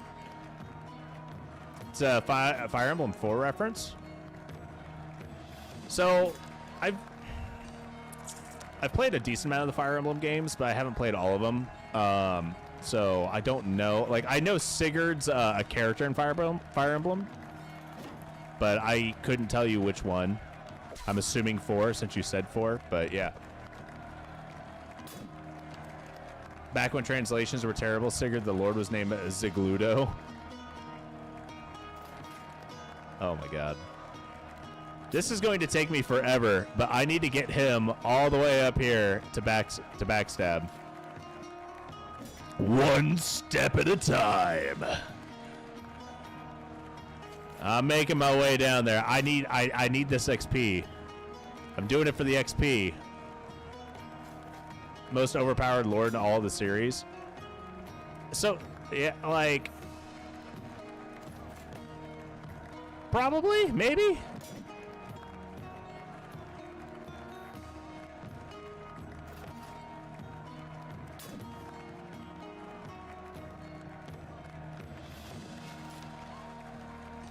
Oh my god, that's not even a kill. Tragic. Never mind, I lied. Okay. Works for me. They both hit level 2. They both hit level 2. Alright, let's go heal people up. Get them patched up.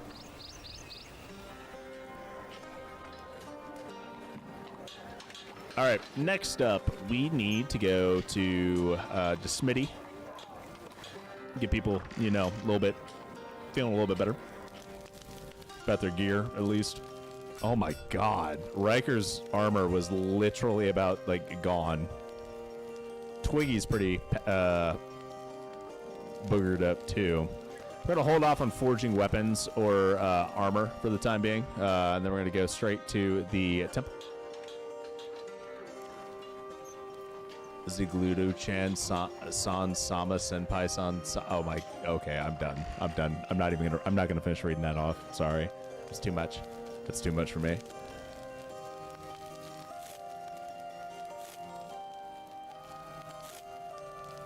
So, Kevin, I've noticed whenever I rest in an inn, some of my stats naturally restore over time. What exactly? How does that work? What's the point at which these stats regenerate? Is it when they camp? Is it when you use a temple, like a tavern? Like, when does that happen?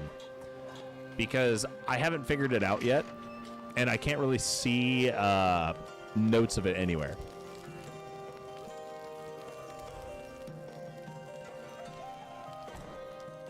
Okay.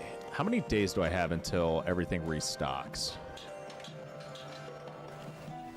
2 days. Okay, that's enough time. Let's go grab some of this. We'll go look at a couple caves here. I need to get people squared away and leveled up a little bit more.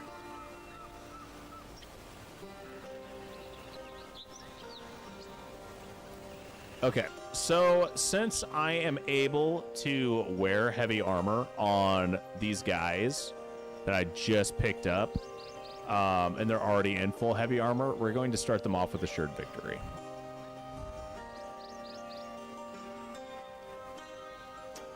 I would actually not start them off with Assured Victory depending on what I had available armor-wise, but since I was able to finagle it and get it set up to where they can wear a full set of heavy armor and still have stamina to fight, then they're going to be in heavy armor.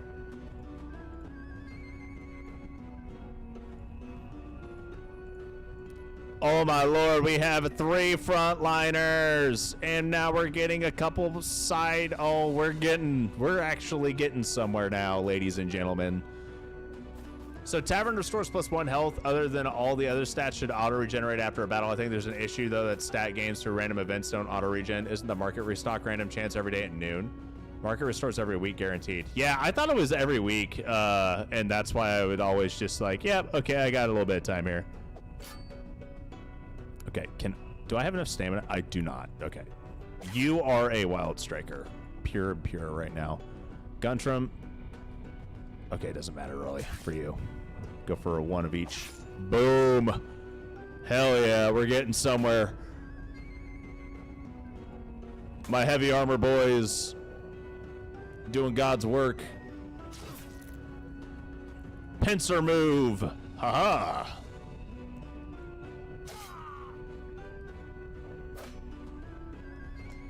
Don't know why I thought I read it was a chance every day. I don't think anything triggers every day. I don't think there is a chance for anything every day. Oh my god. Oh yeah. Oh no. Hit him again. Oh yeah. This is the most glorious day. Beat him up. Get him good. Ah, tragic. You tried. I'm proud of you for trying. I'm still disappointed that you failed, but I'm still proud of you for trying. Oh, Twiggy with the kill! One hit kill. Feels nice. Did you design the perks around the builds you made, or did you make the perks, then make the builds for them as you test the game yourself? I think he came up with the perks and then the builds, right? It's a funny thing with perks. I just went with a while and designed as many perks as I could and then made builds after that. Yeah. Yeah.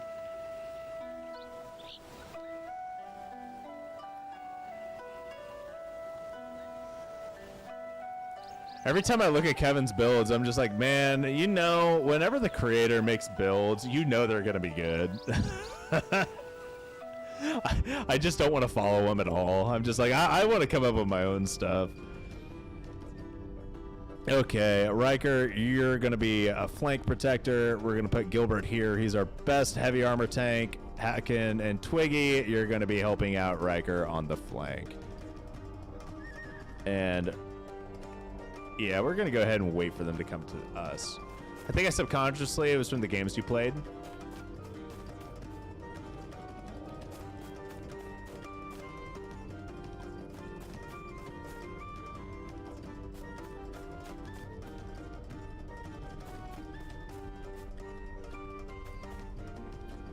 I don't know what it is, man. I really, really like using heavy armor frontliners. Like shield and sword frontliners. Boom. Heavy armor, just it's so nice. I don't know why. Don't know why, I just love it.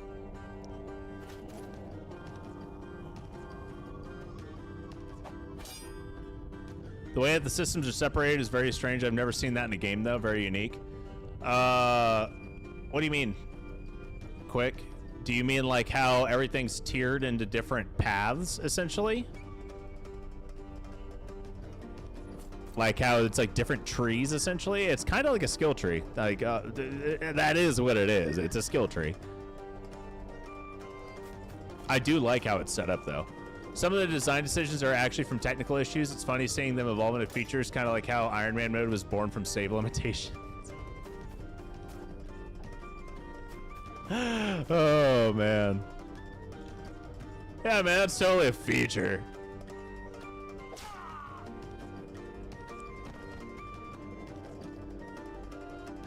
Hashtag feature, man. Hashtag feature. Always about them features. Oh my goodness, he tried to hit me back. How dare you?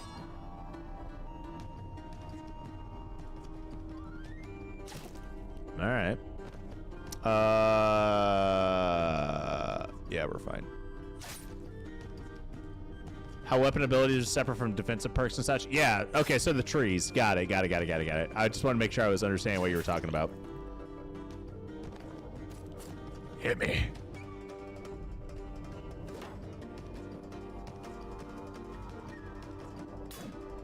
Hit him back.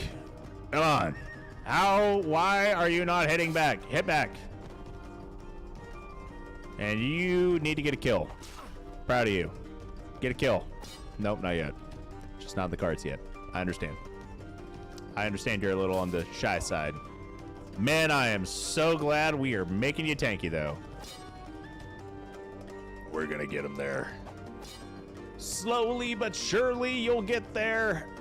I am, by the way, force feeding these kills. Like this man is getting this kill. I haven't bothered making it to where these guys are going to get like every single kill by any means, but we got to get them leveled up so they can actually handle deserters. No, not the trees. Like weapon abilities are unaffected in separate systems from defensive perks and offensive perks with only affect standard attacks.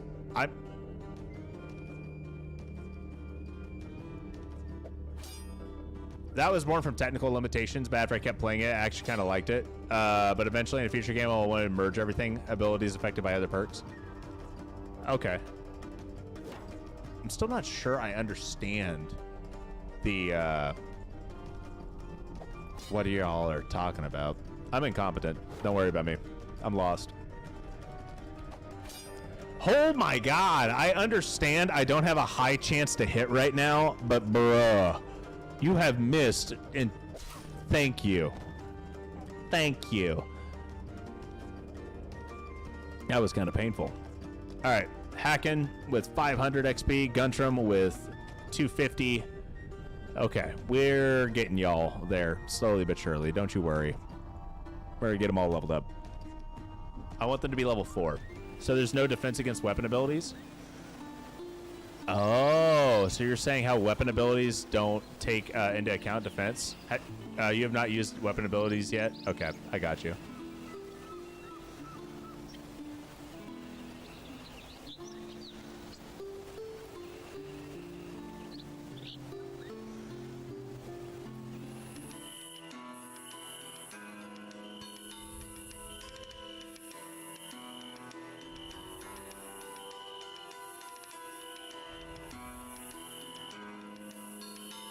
And more flax. Grab it all.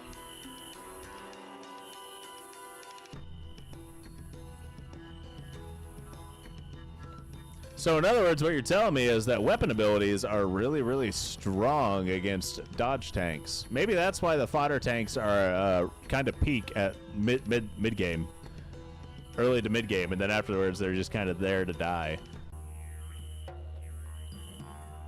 Oh, wow. Captain Clutch, you're only 1 kill away from leveling up? Nice. I need to get you leveled up then.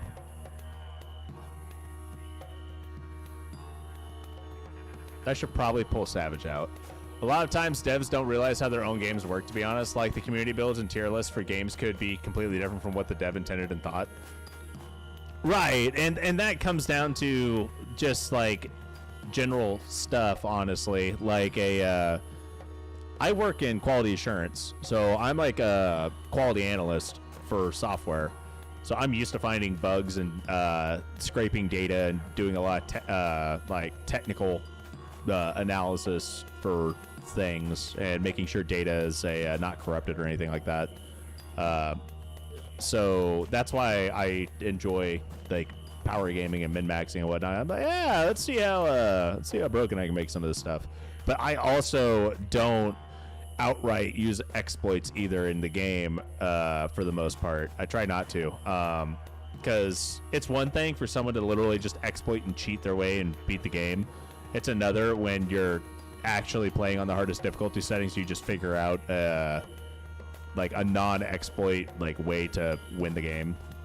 So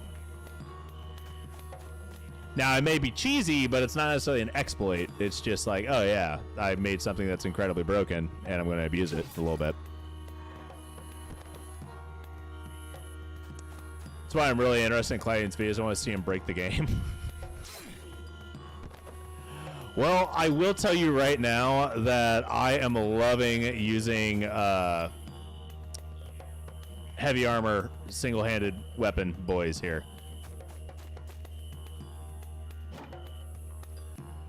It's really dumb, but I like these units more than I like any medium armor fodder tanks. Like, I know that you had a fodder tank build, and I don't like it in comparison to how I like these heavy armor attackers, and Quick makes fun of me every time. But he's just like, why would you make Wild Strike frontliners that are just like heavy armor sword and board guys? Yeah, well, you see, I like it. I like it a lot. It works. Says the guy who exploited Final Fantasy Tactics but was butthurt Tactics Ogre Reborn fixed the exploit. It wasn't an exploit. I'm literally like, I wouldn't even say it was an exploit at all, dude. And I was like 11. But it wasn't an exploit. You literally would play against enemies that were your level the entire time. Deep down, I'm a heavy armor boy myself too. Yeah, like The thing is I really want to like medium armor. I want to like it. I just feel like it kind of just isn't there. Like balancing wise, I think the medium armor is too defensive, and you gave too many really good perks to the heavy armor.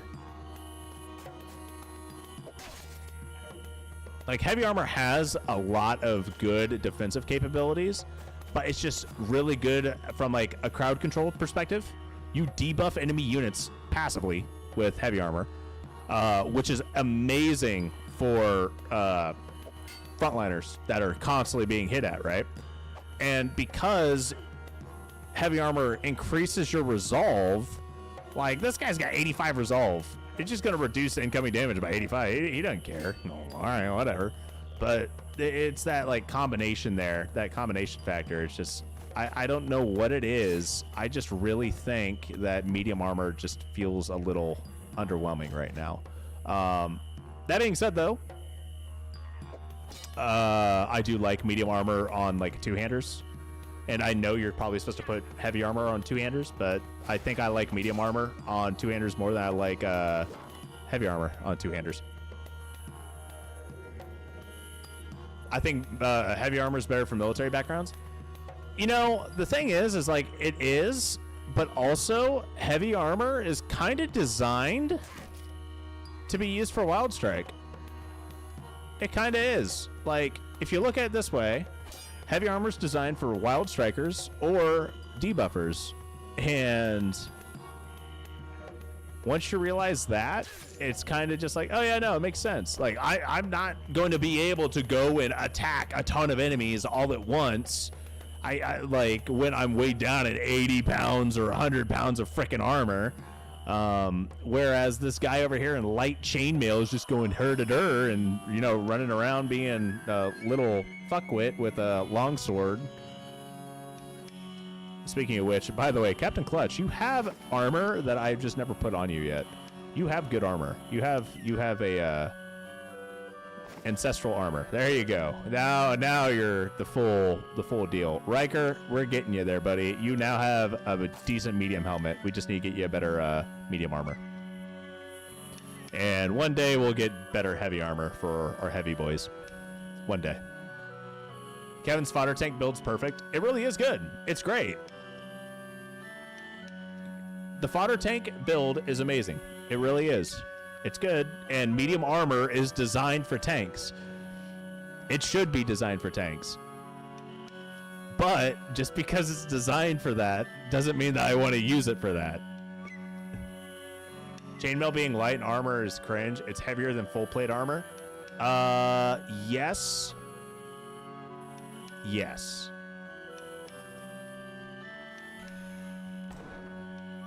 Depending on what the chainmail is made out of, but yes.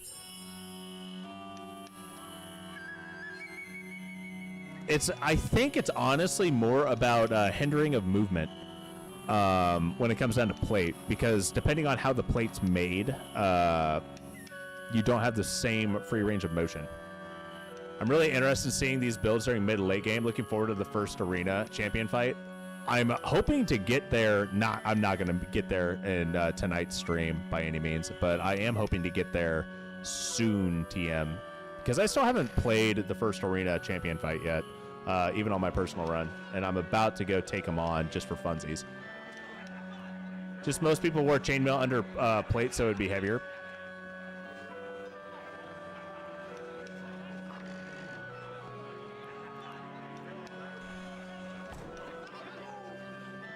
Okay.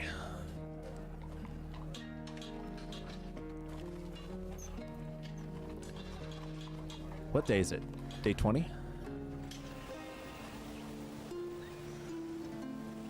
Okay, we have 1 point on our boy here. We have none here. Actual stat-wise, we have 15 stamina, which is enough for us to get away with murder. And we have 20 here, which is definitely enough for us to get away with murder. So I want to hit a little bit more frequently. We have enough stamina. We don't need tireless strikes anymore. We don't. Which means, honestly, I think tireless strikes is a complete waste of a point at this point. Like, I put it on Gilbert here because he needed it at 5 stamina. Because Gilbert isn't necessarily the best, like, heavy armor user, but it works well, right? But for someone who has 20 stamina, Tireless Strikes is a waste of a point. Chaotic Strikes is much better. But we want Organized Chaos. You're the wrong person. You want Organized Chaos. All right, Captain Clutch. Let's take a look-see at what we can do for you. I don't need to give you any range stuff. I could give you damage anticipation. Ooh. You know, honestly, damage anticipation is really good. And I may want to get that. But I also wouldn't mind getting him set up a little bit better for combos. Leap backwards if possible after attacking, move 1 tile away from the target, or cannot leap towards the target, move 1 tile ahead. Okay. The weapons and armor are all custom models. Yep, I work with a few freelance modelers. Oh no, I know where this is going. Kevin, I'm sorry. Quickpaw hates how your guards are on your swords. He hates them. I already know where this conversation's going, and I'm just like, oh no. Y'all need to play nice. Oh my god. I have drank an entire bottle of water, but I will be right back because I have the bladder of a toddler. BRB.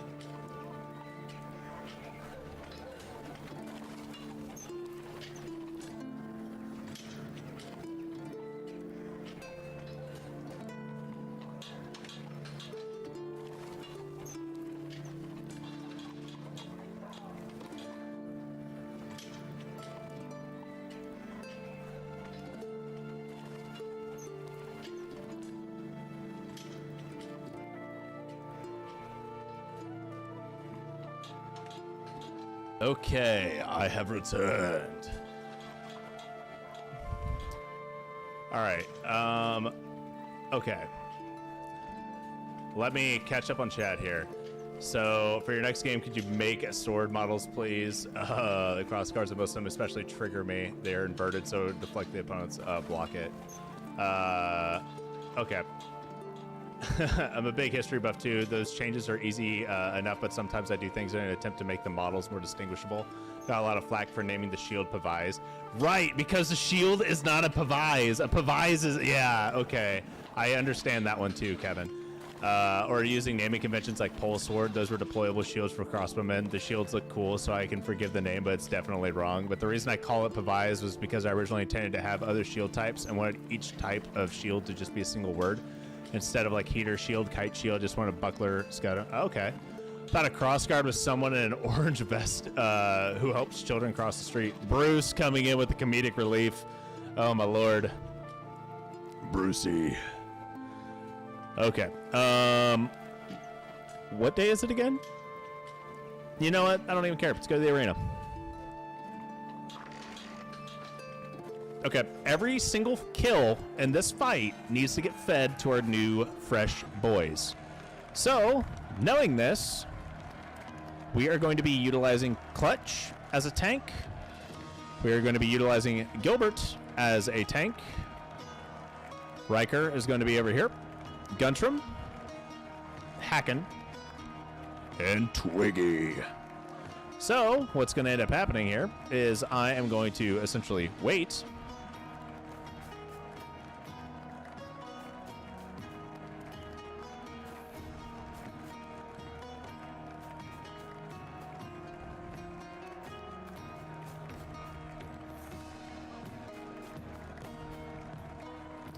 Can you do a standard attack? You can. Awesome.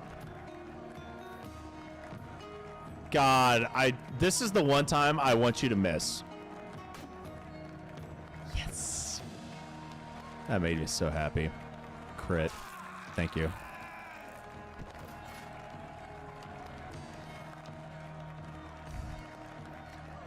Like for regular swords, the only one that looks right is the basic crude sword. Okay. All right, we're doing good so far. One kill. Oh, we missed. That's okay.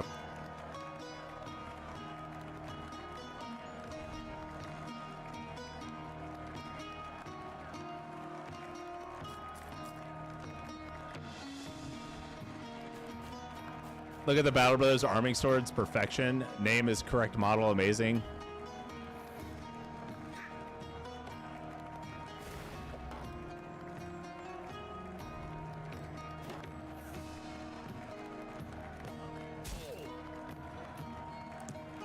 I will say there are a couple sword models that are functional. But this one here, how it flares down, is not that functional. The longsword having like a standard disc here is, I mean, it's there. I think it should be a little bit bigger.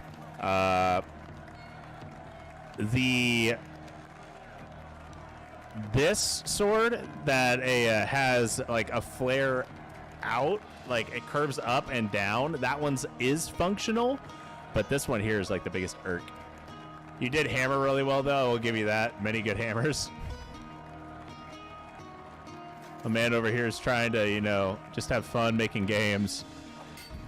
And Quick's giving him like a ton of flack for models and whatnot, and I'm just like, bro.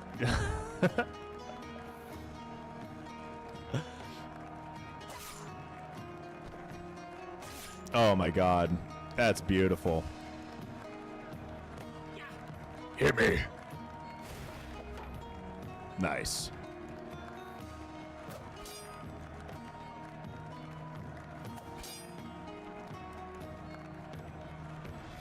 All comes down to time, I guess. You don't have to explain yourself to me, Kevin. I understand completely. I get it. If I had more time, I'd definitely just sink into these small details. Right, like, I want you to know that I am never going to bash you on graphics or anything like that, because I'm much more interested in mechanics and basic UI functionality, or rather UX at that point. It's more of a user experience instead of user interface, even though they kind of go in tandem. But like, I think the models definitely, like, while they may not be historically accurate, they work. You can tell that's a sword. All right. You can tell it's a sword. It's fine. I'd much rather you put more time into bettering the UX and some other things than worrying about sword models, personally.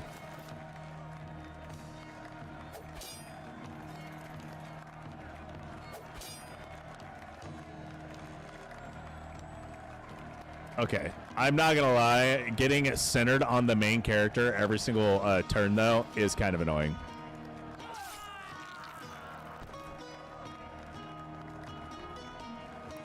Guntram, now level 3. We are actually at the point where you guys can probably start dealing a little bit of damage for deserter fights. We have a little bit more time here, so let's go ahead and get Guntram set up. What did I end up grabbing for you? Oh, cool. I got you forward slash. Nice. 5 less stamina. Normal attacks cost 3 less stamina. Okay. 100% of the user's current focus is now as bonus hit chance. Oh, my God. Cooldown from 5 to 3. 2 less AP, so it's a 5 AP cost. And then normal attacks cost 1 less AP. And this ability is now free action. So when you say free action, does that mean it is no longer costing ability power? I'm a huge stickler for this stuff. I skipped chained echoes because the main guy held his shield behind him away from the enemies and it triggered me. You could try enabling free camera. That disables the camera follow. Okay.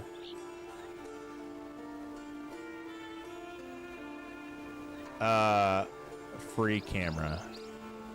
Is that simple camera? We'll do that. We'll try it. No AP. Oh, lordy. Oh, Lord. Okay. It's 6 a.m. I have time. The problem is there's nothing nearby that I'm going to be able to get to before the end of this. I've already grabbed all the flax from nearby places. I have 35% affinity, which isn't bad. It's just not great. I could try to pump it up a little bit, but I don't want to necessarily burn ore. Let's go ahead and take a look at... I have 225 ore. Okay, so I can burn a little bit of ore. I really only need 200 ore, so I can burn 20 for that real quick. I'll bump up our affinity just a little bit, and then depending on how much flax we have, because that's going to respawn too. So now we're at 40% affinity. I don't think we're going to get any higher than 45, though, and I know that 50 is kind of like that sweet spot. Because everything else here I'm not going to be able to get to. I have 26 flax bundles. We are not getting rid of any flax bundles, so we're going to stick at 40%. And we're kind of just going to wait the day away because I don't have enough time for me to actually do anything else. I don't want to take on deserters yet. We're just going to wait. Simple camera, actually. It has a long cooldown, though, so don't get too excited. I mean... A cooldown of 3 turns is fine, but I mean, I don't really plan on... If it's a free action and it gets me a kill, that's going to get me more action points. So I'm going to use it as a free, as an action point generator, eventually. I hope you know I still like the game. Those are just nitpicks. How many hours do you have in the game, Quick? You should have, probably, what, 30 at least? Okay. We have a sword Pavias plus 3/3. We have 20 defense, plus 10 attack, and plus 1 AP. Oh! Bro, you're mine. I don't even care. That's God tier. Longsword Arbalist. I don't care. You're fine. War Sword Arbalist. Okay, we got plus 10 agility, plus 5 defense, and an extra 5 stamina a turn. That's not terrible. And Greatsword Pole Sword with a minus 5 agility. Nice. I don't need any more backliners. 18.4, would have thought it would be more. I honestly thought it would have been more too. How many do I have? I have almost 80 hours in the game. Right. So when I first started recording the review, I had about 63 hours in the game, and at least the last time I had checked before I started recording the review, I had 60 some odd hours, but I have like 80 now. And that's because I started peeling my Iron Man save files out, and I've got 2 different Iron Man runs going at the same time, which, by the way, is janky, and I dislike it, but I know you're aware of that already, so cool. Let's go to the marketplace and see if we got any new gear. I really enjoy designing the weapons armor, so the feedback is welcome. Ancestral medium armor. Oh my goodness, I'm buying it. I don't care. I don't care how much it costs. It's happening. 2-handed greatsword. Nice. I don't really care about any of this. Common heavy helmet. Common medium armor. That's all gross. That is really gross. Do I have any heavy armor on me that I can give to this newbie? I do not. I do. I have a good helmet. What do I have for armor? Any good? I do not. I'm going to buy this for the newbie, and we'll go from there. Let's go ahead and get rid of all these rags that I know I'm not going to be able to sell. I'll hold on to the rest of it. Just like I'll get rid of all these hoods that are absolute trash that I don't want and or need. Awesome. Cool. And I should start getting rid of some of these weapons, to be honest. They're going to be a ton of money. So let's go ahead and start getting rid of all the basics and commons. I don't need long swords. The only thing I will hold on to that are going to be commons are going to be basic swords. From this point out, I need to start working on fleshing out my backline. But for the time being, it's we're pretty set.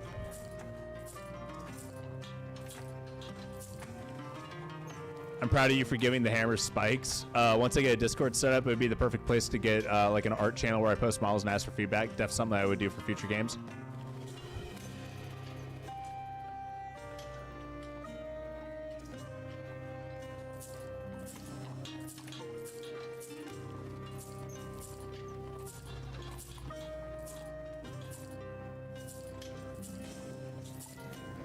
Common one-handed sword. I need that. That's another common one-handed sword. Oh, yeah, it's the same one. All the basic. Oh my god, I make so much money just selling all these trash weapons that I'm getting. So much of it just garbage. That is one thing that I feel is kind of strange how the power curve goes. Is that like you get superior items super quick by lucky drops and whatnot, and it makes like a lot of like I almost want to like if there's anything you're able to do, can you make it to where you can sell or sort by rarity and quality? Like, can we just get it to where you instantly sell basic items or something like that? Like, that would be awesome. Yep, 7 guys will be bandits now. Which should be fine. Especially if I bring in Savage and get a little bit more set up. So let's go to the organized area. We're gonna bring Savage in here. And the thing is like I want it there to be at the point where I can pull people out of the back line and rearrange this way, because I know that this is the front line, this is the back line. I wish I could have gaps for auto deployment. Ryker will be fine against bandits. Gilbert should be fine against bandits. Guntram will be okay. Speaking of which, Guntram leveled it up. Let's get him a setup with his perks, which will also be tactics with the organized chaos. And we need to get Gladwin set up with a couple of kills. That being said, though, I am going to pull Ryker out, and I am going to pull Savage out, because I don't think I want to take on bandits quite yet. Instead, I'm going to get my boy Gladwin set up for victory really easily here. We are going to give him, honestly, the ancestral medium armor. Why not? I do not care for the time being. He's going to be in whatever gear I give him. And we will give him, yeah, that's fine right there. We'll give you that. And then shield, you're going to stick with the basic bit shield. Yeah, you were looking into it. You overrate accuracy so much, the damage is way better.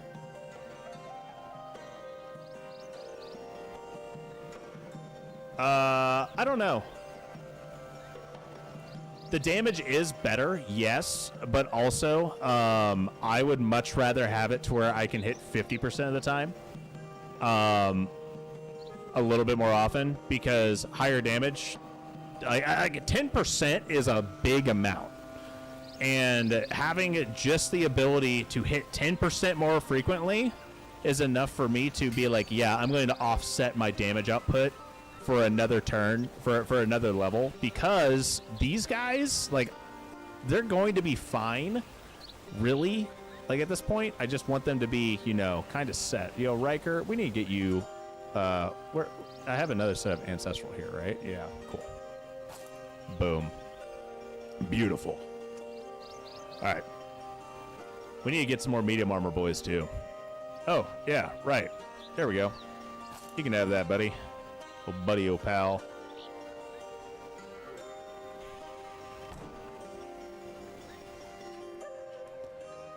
But yes, increasing damage output is really good. It's just that I can worry about that in 2 or 3 levels. Because here's the thing. Damage output isn't necessarily a requirement until level 4 or 5. Because around level 5 is when you should be taking on deserters, in my opinion. Or 4, honestly. But I want my guys to be completely set up to where I can look at a deserter or any frontliner and just be like, yeah, no, once I hit level 5, I'm going to start hitting you and actually hitting hard. That's the way I look at it.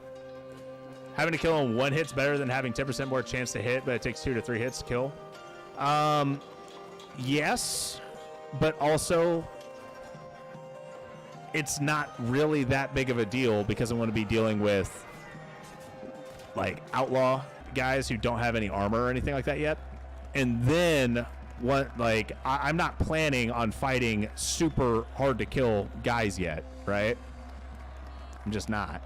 And I've got Gladwin in medium armor, so I can actually use him to flank to get him leveled up a little bit better, quicker, at least. We should be fine here. Not the damage perks, you can't even kill outlaws in 1 hit. Not always. It depends on what your stats are.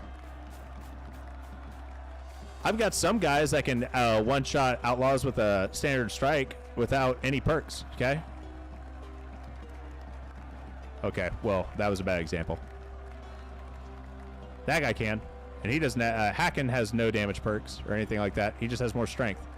42 strength versus 71 strength.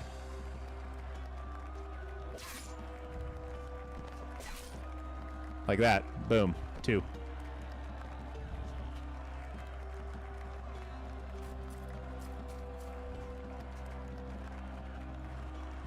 Oh, I should have definitely attacked with him because he needs a kill. But yeah, that's fine.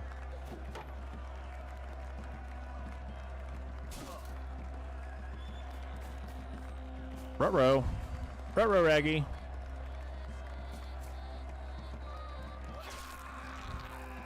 That's 1 down.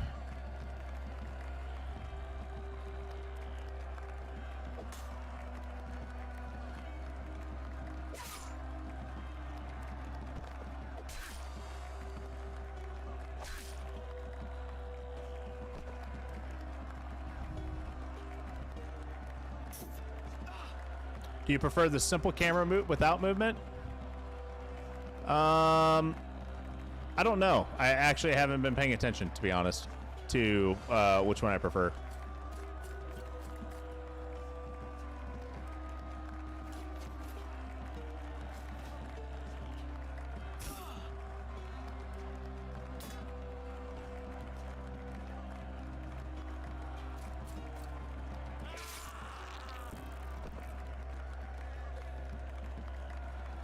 So Gladwin's at level 2, Hacken's almost getting to level 4, and Guntram, we need to get you quite a few more kills too. But we'll be okay.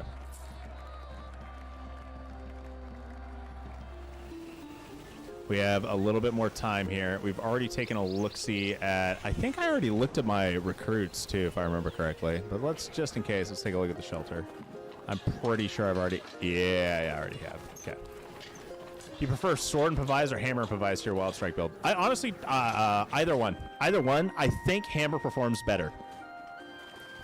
So if you look at it, right, I really want to say hammers work better for a wild strike because they have miners generally have higher strength and resolve for gaining, right? And that's why freaking Gilbert hits like a truck, and I don't even have him set up with perks for damage yet. Okay, now he's got trash stamina, but when Gilbert hits, he hits like a freaking truck. And once I get him set up for damage perks where it doubles his strength output and it adds resolve to wild strike attacks, he's going to be a monster. But sword doesn't have the same damage output or resolve output necessarily, and it does kind of suck. Our Gladwin here has strength and defense, which will be fine, and then we have defense and resolve. Like, these guys are going to be tankier. They're not going to necessarily hit harder. I just would rather have them use Wild Strike because Wild Strike requires less stamina, and that's kind of the point of me putting them in super heavy armor with really crummy stamina builds, is because with stamina backgrounds, because I don't need to worry about them getting hit. And on top of that, with kinetic strikes, I can essentially make it to where when they get hit, there's a 50% chance the enemy can't even follow up with a second attack because they're going to be out of stamina. And then they're going to be dead for a turn, essentially. And then when you add in the resolve debuff and whatnot whenever they're getting hit, it's just increasing my ability to use crits on them. Oh, I thought Vagabond was a military background. I don't know why I thought that. Yeah, no, they're not. So, but yeah. Okay. Looking at it, I don't think my chest respawned and my caves did not respawn. So it is time for me to start taking on banditos. I could wait one more day to get a raid contract, but honestly, I don't care. It's time for me to move on. I have a decent amount of food and whatnot, but we're going to go over here. I do find it somewhat problematic to plan your builder around wanting to take damage. That's what the high resolve is for. It mitigates damage incoming damage. But yes, I understand why some people, including yourself, would not want to take a hit in the first place, because the best damage mitigation is to simply not get hit in the first place. I understand that. That's also why I use hammer and shield and sword and shield, because the shield gives you block, which reduces incoming chance to be hit. But I would much rather have my natural defense for my shield reduce my incoming damage and then have it set up to where my resolve's an extra layer versus having to rely on stacking damage mitigation effects from medium armor. Are you planning to stream about 3 hours today? Yes, sir. So I got probably another hour, maybe some change. But every stream I aim for about 3 hours. At least that's normally the goal. I need to get more camping supplies here. Do I have food? I do have some food. I could buy some more though. I have 12 meds and 12 tools. That should be fine. I could buy some more. Do I have money? I do have money. Do I want to buy more? No, I don't. But you don't debuff the enemy unless you get hit, so isn't the shield making your build worse? In theory, yes, but also not necessarily. Like, is it perfectly synergized? No, but I also want to make sure that I'm not just going to get completely steamrolled every single time, because if you take in too many hits, then you're increasing the chance of the enemy being able to crit you. And crit reduces your resolve, which and thus makes it set up to where the enemy can crit you more. And it kind of like has a compounding effect there, right? And that's something that I don't want to deal with.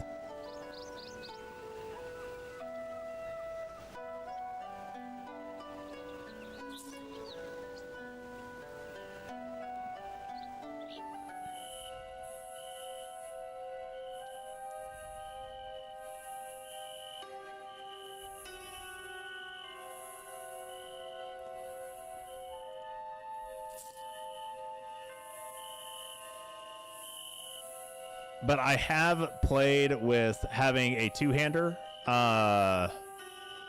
use heavy armor before, and it wasn't bad by any means. I didn't dislike it. I just wasn't a huge fan of how it felt. It felt very, I wouldn't want to say limiting by any means, but it just felt like kind of a little awkward. So that's another reason why I'm not using a two-handed wild strike build, because I'm just like, why would I do that and just have a bunch of people relying on RNG for my frontliners when I can do something a little different. If you have good resolve, though, don't you just ignore damage from standard attacks, though, with assured victory? For the most part, yes. Unless you get crit, and then you don't, because it also reduces your resolve, so each successful attack after getting crit will slowly chip away at your armor, and also increase the chance for getting crit again.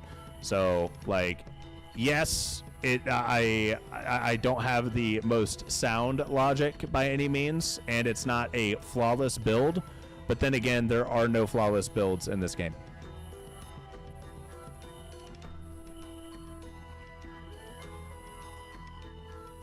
Or they use weapon abilities. Right. Okay, I have 1 hour. Okay, I did not get ambushed. Everything's fine. Let's grab the stuff. These ignore assured victory. Yep. Which is why I also want to make sure that I've got, you know, at least block from shields and whatnot, but... Alright. Now, the block probably still won't matter, but yeah. We are going to... I think we can actually take them on. I might do that. Let's double check our perks, make sure everyone's leveled up that needs a level. Savage, light armor. I've already got you set up a little bit here. Let's get you... let's reduce attack. Why not? That sounds fun. We have 0 points here. I have 1 point here on Gladwin. Gladwin, you're going to have plenty of stamina. I do want to give you something that you can use right away, but we're going to set you up for a heavy strike or wild strike build as well. So I'm honestly just going to hold off on giving you any points. There's no point in it. And then Gilbert. Good old Gilbert. Current resolve or double strength? I think it's time for us to double strength. Chaotic strikes would also be pretty good too. Normally I would go chaotic strikes followed by steel barrage, but we're going to do steel barrage first. Innate defense block at this point. What's the best way to defend against weapon abilities? Defense and block. So perks that boost those help. Okay. This is going to get a little spicy, but we're going to do it. Everyone should be full health and basically ready to go. I think we can handle these deserters. Worst case scenario, we're going to be using a Captain Clutch a little bit to whittle down their backliner. They have 3 crossbows that I can see. That's not too bad. I'm going to get Captain Clutch set up here. Gilbert, you're going to be a little bit further here on the right flank. We'll use Guntram there. Twiggy, you'll be helping out with the back line. Gladwin or whatever the heck your name is. Ryker and Savage. Okay, let's get into formation.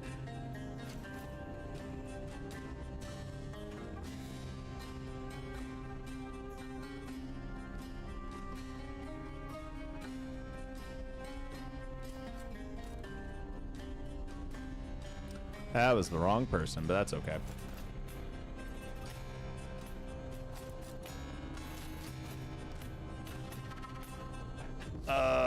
We'll be set up fairly well here.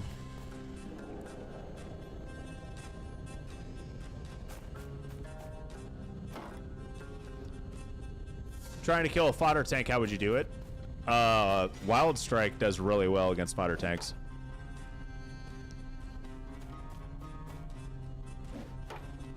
Weapon abilities further perked out, ignore sometime, perhaps something like that.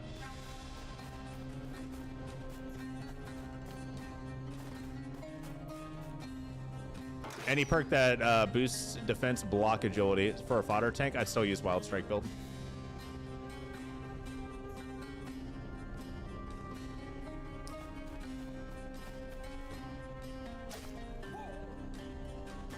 This man was not killed in one strike. Feels bad.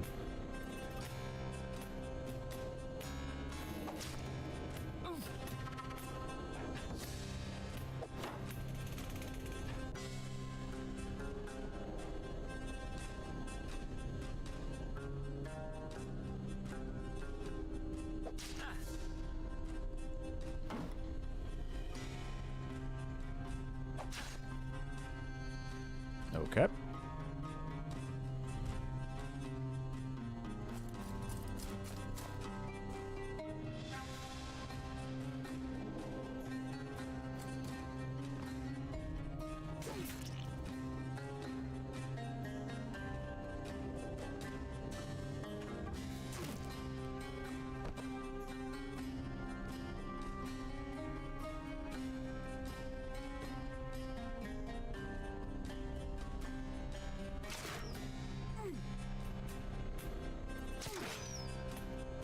All right.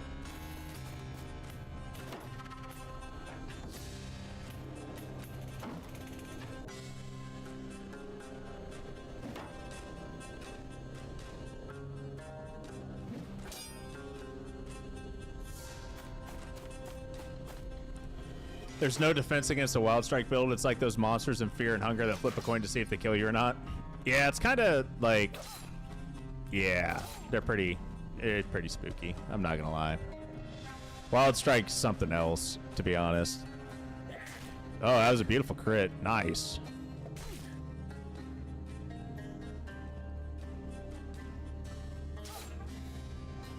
Got to reduce their resolve as much as I can here. Oh, I missed. Tragic. Do I get another hit? Yeah, I do.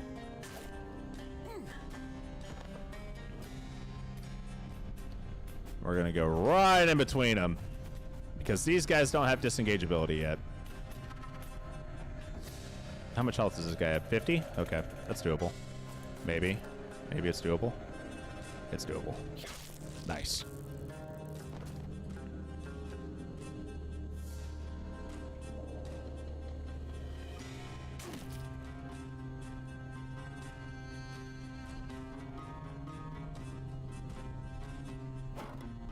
Hope champions not fully perked out Wild Strike builds. I'm not gonna tell you what they have because I've got no idea what they've got.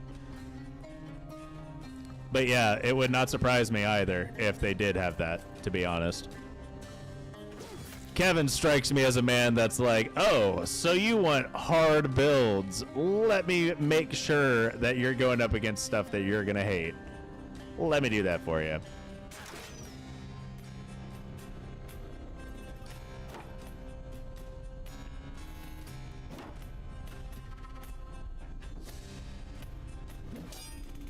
Nice.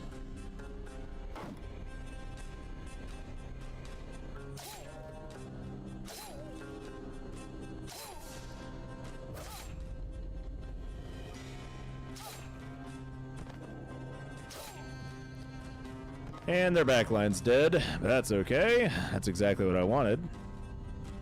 Now, can I just get this guy down to 1 HP? Yep. Right there. Hacking. Kill him. Do it. Do it. Nope, not quite. That's okay.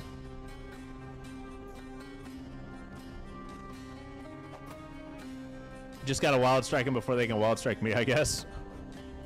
Wild Strike's kind of dumb how strong it is. I'm not gonna lie. It's up there in just powerfulness. It's very, very, very strong mechanic. And because of how strong it is, I'm just like, yeah, I want most of my frontliners to utilize it because it just seems kind of dumb. Okay, you. Thank you. I needed that. I needed that kill.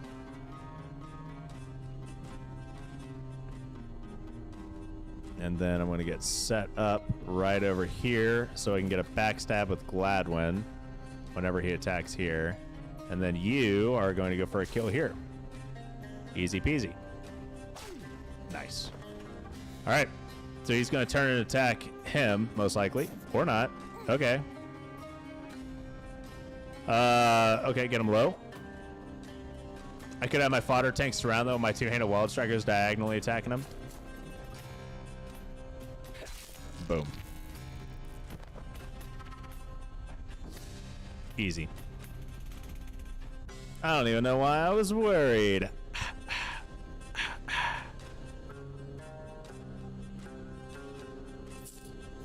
Time to start clearing out all these here bandit camps. All these here deserter camps.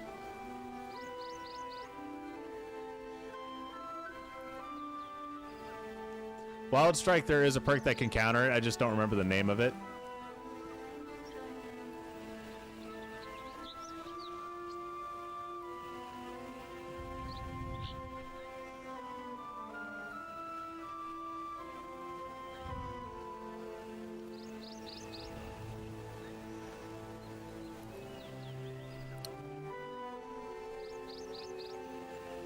I don't think it would be survival or anything like that either. Look for the perk. I'm looking. It's in survival? Really?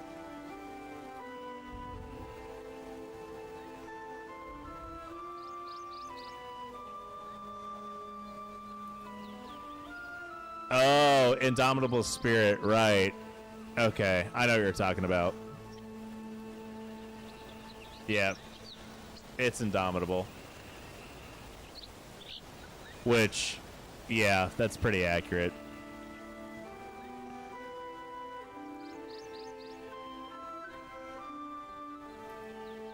Indomitable Spirit's very strong, but it's an active to counteract it. And I'm just like, yeah, that's... Oh, man. I hate using Indomitable in Battle Brothers 2. I don't know what it is. I prefer passives over active abilities in general. Yep. It being active. Good old Twiggy. Gladwin. We're going to get you way over here to the right. Hacken, Ryker, and Savage. We'll go from here. See what happens.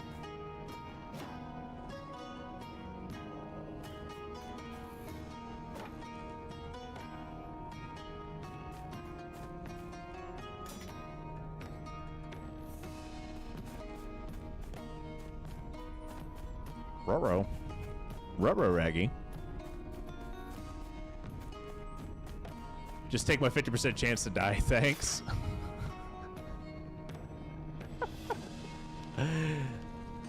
I see what you're talking about. I'll just try to not die. Oh my god, I missed! Ah, tragic.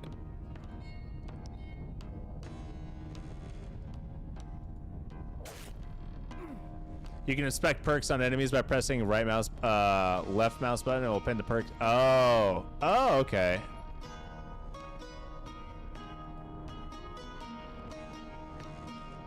It will pin the perks in the top right, top left-hand corner.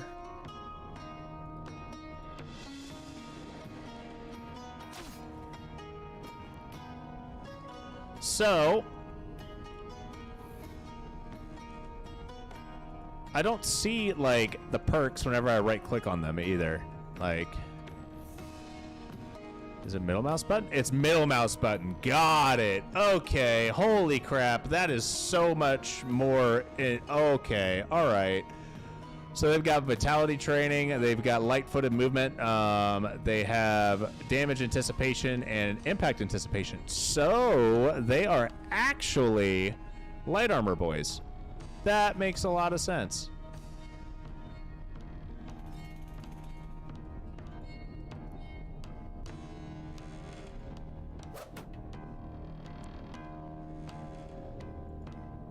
Another reason you think Wild Strike synergizes more with two-handers is that positioning does not work with diagonal attacks, so you don't miss on the flank attacks.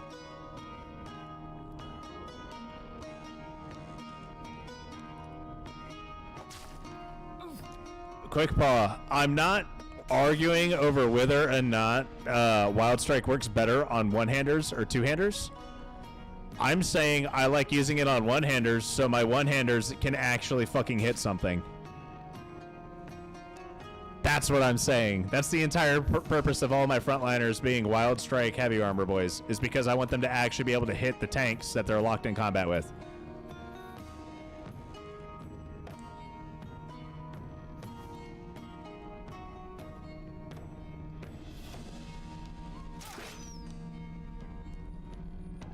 Oh my, fighting deserters now. How nice. Yeah, I'm about to be murdering a bunch of deserters.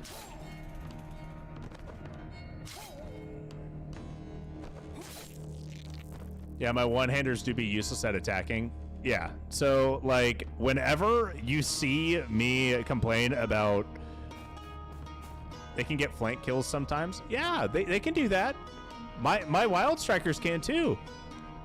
I just want my frontliners, whenever they do actually get hit, to reduce enemy stamina, which is a huge thing, so enemies can't, you know, do a follow-up attack, and potentially reduce enemy resolve.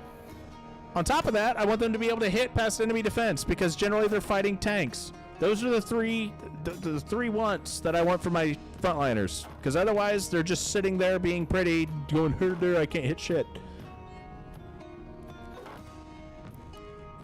It's really cool when you're a dodge tank and you can dodge everything, but I would much rather, you know, you be able to hit something and I can make my two-hander into a riposte spam boy by counterattacking everything.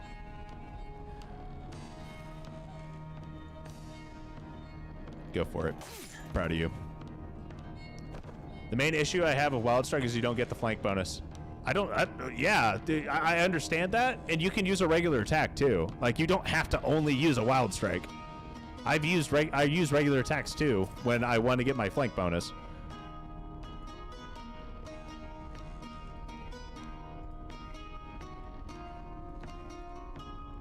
Like, there's nowhere in the rulebook saying that you can't use a standard attack. You just have to make sure that your guys have enough stamina for it. But yeah, clutch with the drip, freshest Gambison in the Midlands. He's just back here being like, hey man, don't get blood on my Gambison. It's fucking mint, literally mint green.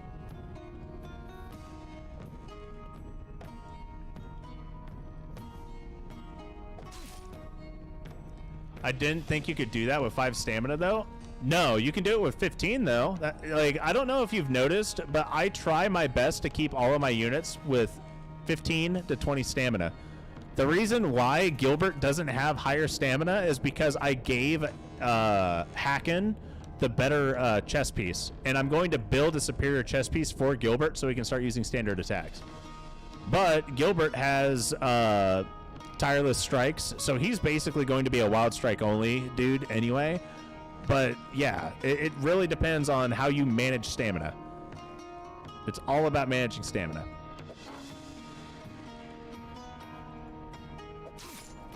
The sweet spot is for your guys to have 15 stamina, if not 20. 20 really is the sweet spot, because that way you can do a standard attack and a Wild Strike attack in the same turn. But bare minimum, you want 15 on all of your heavy frontliners, because that way you can do at least 2 Wild Strikes without needing Tireless Strikes.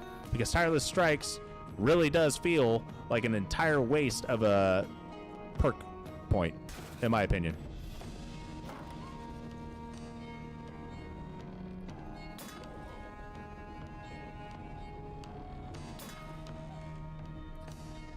Okay. Oh, 15 is how much you regen per turn, I think. Correct. No matter what, like, yeah, you need that much max, because the thing is you can't use more than what you have max. It's a bit costly, but you can also eating food stam buff before a battle on low stam fighters too. I've never bothered with that, to be honest. I didn't even know that was a thing.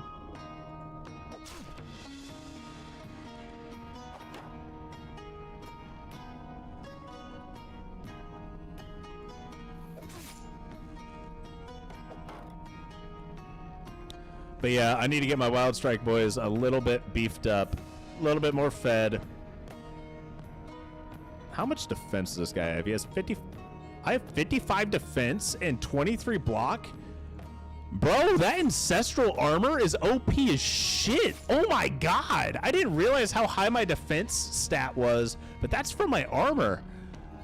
Like, my armor straight up adds so much defense. Oh, and I got plus 20 defense, supernatural awareness. Oh my god, Gladwin, you are a tank. You were meant to be a tank.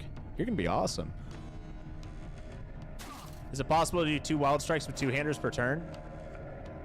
That's a question for the creator. I don't know if wild strike stamina AP cost goes down or not. As I don't know if the prowess triggers on wild strike kills. You can do it with standard attacks eventually once you fully upgrade the weapon abilities tree. Right. And you can also do it when you get a prowess.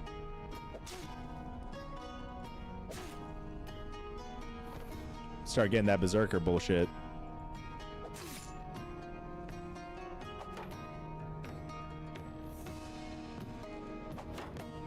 Oh no, tragic, I missed. Didn't miss that one. Okay.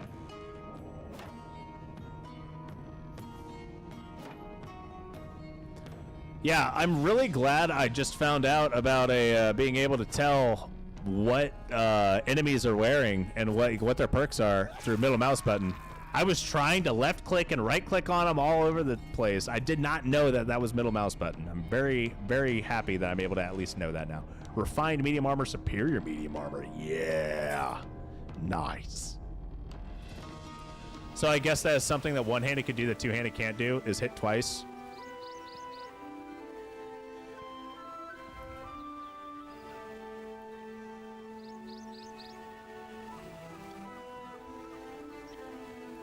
That is something else that I did notice when I was using it, and it didn't hit me until you just said that. But that's one of another reason I didn't necessarily like using Wild Strike on a my two-hander, my own personal run that I'm not streaming, because I was like, man, this just, it feels sad that you waste your entire turn after one hit and it just misses. I'm like, yeah, sure, you can kill a guy, but you only kill one person a turn. You don't get nearly as much explosive potential as, you know, Gilbert here, who can kill 2 units in one turn or something like that, right?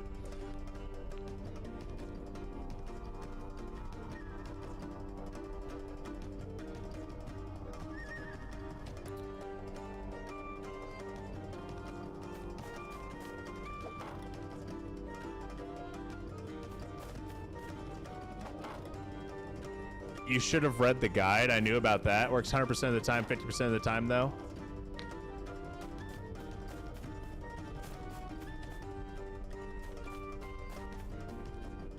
I don't need to read no guide. Waiting for his time to shine. Twinky's doing great, my man. He's gotten some kills. He's leveled up a little bit. He ain't doing too bad. I have no idea why these guys are coming up on me like that. Like, you guys had Death Wish? Hello? One does not come up on Captain Clutch. All right, we're going to use the weapon attack because I want to see what happens. Oh, that's pretty cool. It did, no freaking damage, though. Energetic Strikes does not trigger off that. Noted. It's only standard attacks, it looks like. I knew about the middle mouse button from the guide. Oh, that. Gotcha. Hey, man. It'd be one thing if, you know, it was in the keybinds menu that I actually looked at. It might be in the keybinds menu, and I'm just terrible at reading. Remember, guys, I don't know how to read.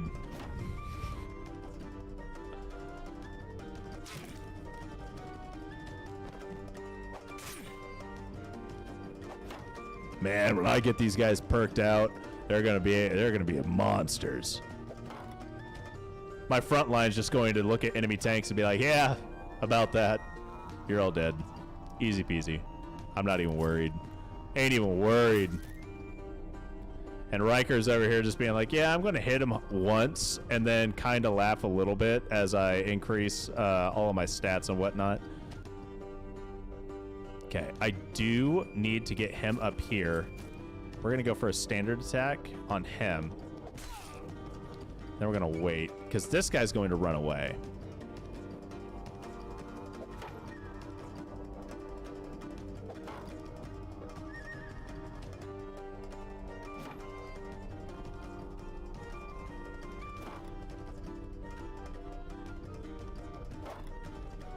Nice.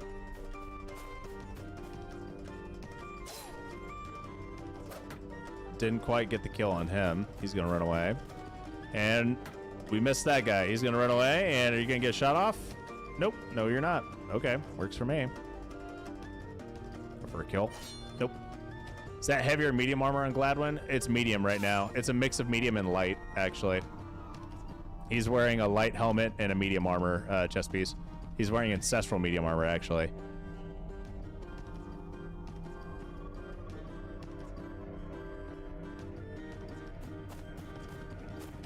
Hello. Goodbye.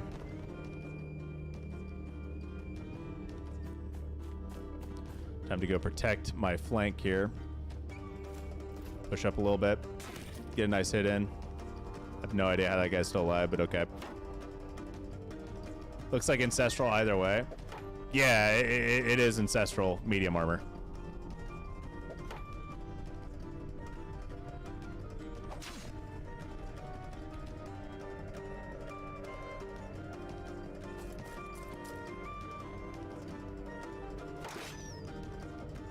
Da da da da.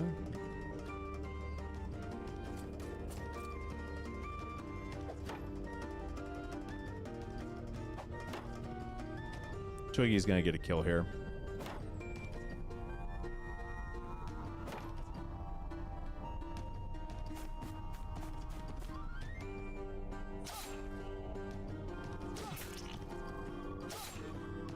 Come on, Ryker. Wasn't quite enough. How are you not gonna die from a crit? There we go. Should give it to Ryker if he doesn't have ancestral. Ryker has ancestral already. Riker's in full ancestral armor. He's fine.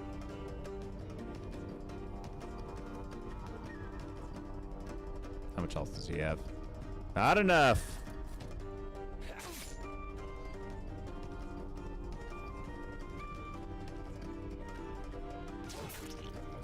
But yeah, Riker's in full ancestral medium already at this point, so he's fine.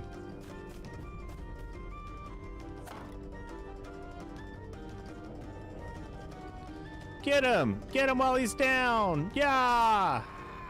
So, Kevin, do attacks of opportunity count as standard attacks? They do not. They are counterattacks, I believe. I really want to say attacks of opportunity are counterattacks based off of how I've seen them work.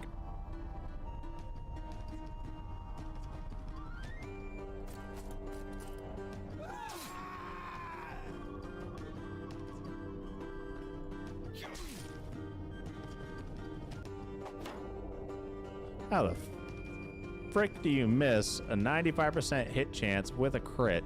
Come on. Yeah, they're counterattacks? Okay.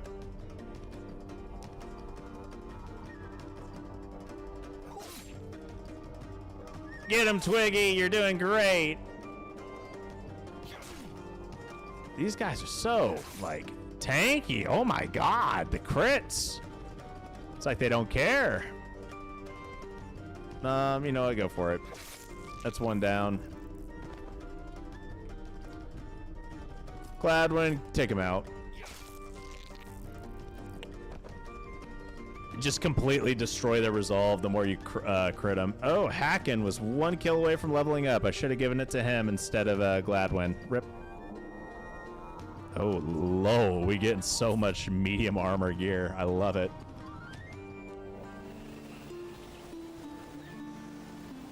Where am I? I think... Okay, let me check the map real quick. Okay. Yeah, I am where I thought I was. Good. I'm going to head over to House Landrick.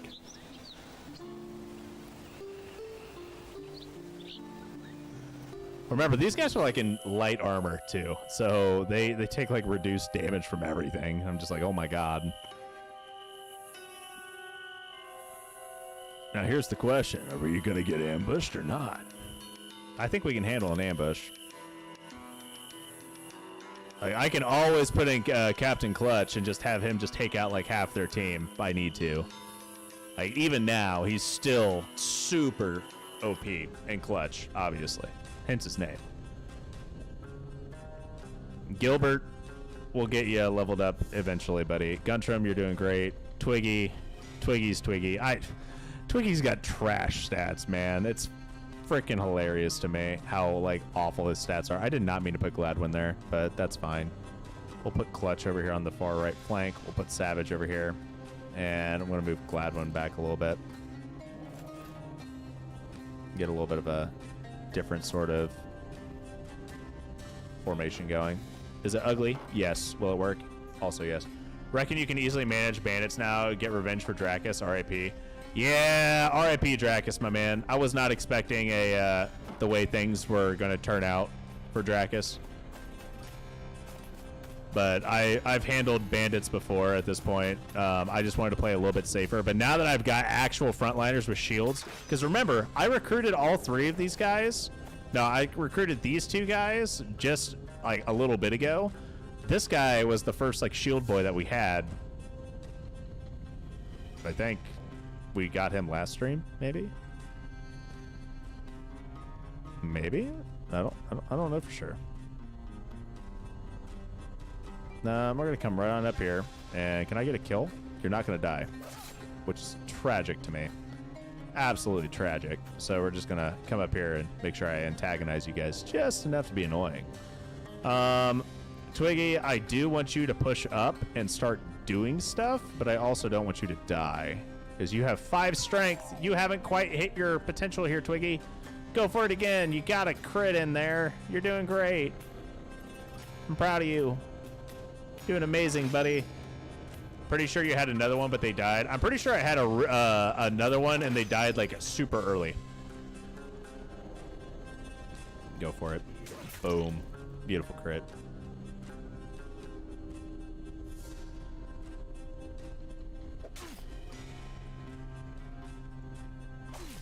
Oh my god. I couldn't have asked for a better outcome on that one. Good job, Gladwin. Gladwin's going to be a monster. Got to keep him alive. The rest of my units aren't slouches by any means, but Gladwin, you're going to be a freaking monster.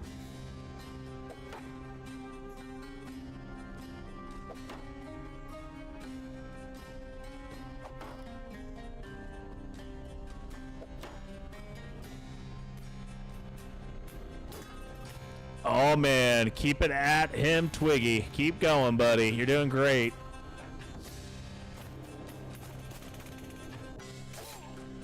Nope. Kill? Nice kill. Ooh, we got shot there. Oh, and minus 25 attack, too. You'll be fine. You'll be fine.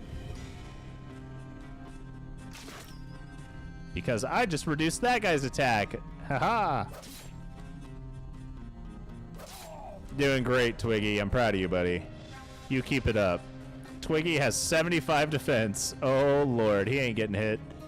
He ain't getting hit at all. Get him from behind, buddy. Thank you. Thank you, thank you, thank you. Come on up here and just get ready for flanking. That's all you really need right now.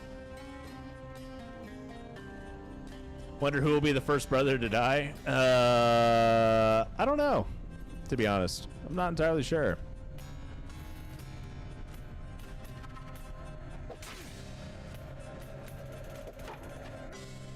It'll probably be Captain Clutch, let's be honest here. I'm going to get Captain Clutch way too deep, and he's just going to get a string of bad luck and just get dumpstered. That's how it's going to work. It's either going to be him or Ryker or Twiggy. I don't think it would be Savage. I keep Savage pretty safe. In all honesty, I should probably get rid of Savage, though. I'm not a huge fan of Arbalists, at least not right now. I think bandits are actually easier to kill than deserters because deserters take so much reduced damage from like energetic strikes and whatnot, but bandits don't have those perks. So like, I feel like bandits are easier to kill than deserters for one-shot potential. Like I can one-shot them with a lot of my units. I forgot to move Gladwin in, didn't I? Yep. That's okay. We'll be fine. Boom. Take him out. No more backline for you boys.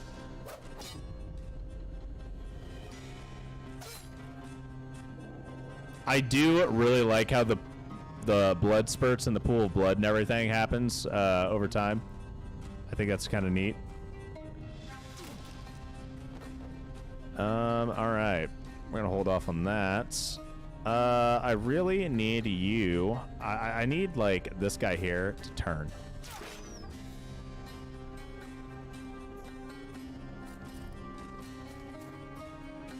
It isn't going to be a guaranteed kill, but it'll crit and at least lower his health pool a little bit.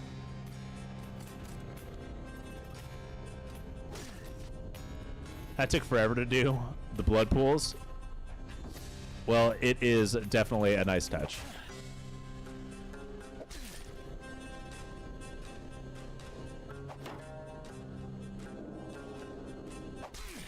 All right. Boom, boom, boom. And okay.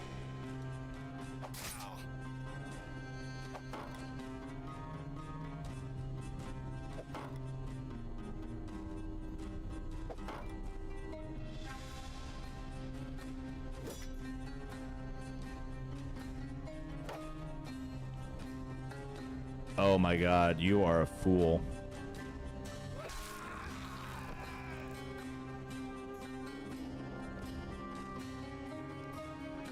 Where's Hakon at? Here he is. I need you to get a couple of kills, Hakon, because you're really close to leveling up, buddy. There's what? A couple enemies left? Not too many? Come on, Twiggy! Come on, Twiggy! You can do it, Twiggy! I'm proud of you! Maybe. As long as you stop, you know, letting the whole team down. Gotta stop with that.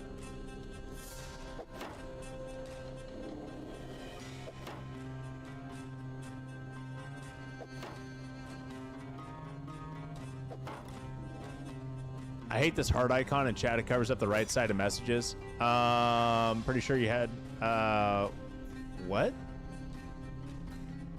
Trying to get rid of the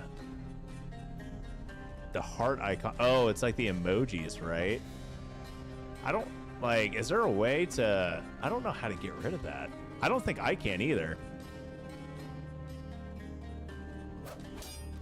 Why was your message removed? Was it?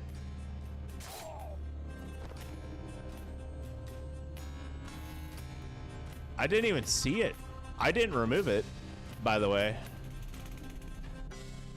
I'll have you know that quick. I didn't remove your message. I see your ping there in Discord. I did not do that. I don't know why it got removed. I never saw it pop up. And I don't think my moderators removed anything. And if they did, I would have been able to see it. Wow. Who does it tell you who removed that? Like, I'm pretty sure Soro's here, but I don't think Soro would have removed something like that. Huh. I have no idea.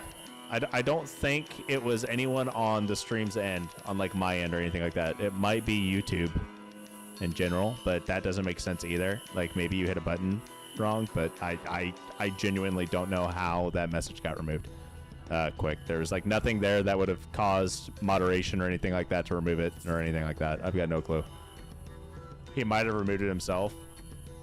It was of me. So are you over here deleting messages, my man? You over here being a bad noodle? How dare you? How dare you? I know it wasn't you, Soro. I read the message because Quickpaw sent me a DM on Discord of what the message's contents were, and it says Soro sucks ass. No, he was complaining about just so everyone here knows what the message is that we were talking about. Quickpaw said, man, I tried looking up how to remove the heart and found some line of code and added it to uBlock, but it just blocks the whole chat. I probably did something wrong though, so I don't know how this works. So that's what the message said. And I don't know really how any of that worked, to be honest. But yeah. Just so people aren't like, oh, well, Clydian's trying to censor Quickball here. Nah. It was definitely a jab at Sora, though. 10 out of 10. Nah, I am very much along the lines of if anyone wants to poke fun at me, go for it. If anyone wants to poke fun at my mods, do not do that. If anyone wants to poke fun at anyone else in chat, do not do that. Unless you get permission from the people in question. But you have full permission to talk trash on me. Because basically my entire Twitch channel and personality was people talking trash on me the entire time. Because I'm incompetent. Let's be honest here. I make a lot of mistakes. So, yeah. Y'all should really see me play shooters. I'm terrible at those.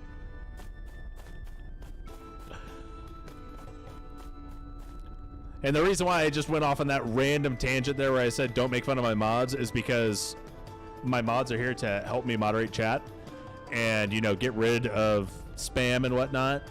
And I don't want them to be bullied. But you can bully me all you want. I got really thick skin. And most people realize really quickly that I'm like pretty genuine. I'm a fairly nice dude. So they kind of feel bad when they start picking on me too much because I'll tear up a little bit and I'll go home and I'll, you know, cry myself to sleep while I touch myself at night. Wait, what? U-block? Okay, that is not a banned word. I don't know what the fuck's going on. I got no clue, man. All I'm saying is that it wasn't me. As the great Shaggy used to say, it wasn't me.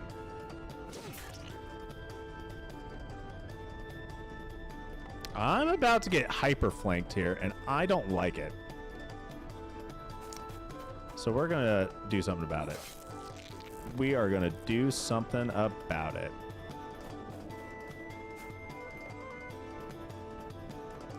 We'll send a formal complaint to Susan Wojcicki. Who? Who is that, Bruce? Didn't she resign? Is she like the CEO of Google or some shit? Y'all are name dropping people. I have no clue what's going on at this point. I'm lost. Which is kind of normal, but please intrigue me. I like learning. Teach me a thing or two. Teach me about people who I should probably know. Some NFT guy's the CEO now. Oh, YouTube CEO? Got it.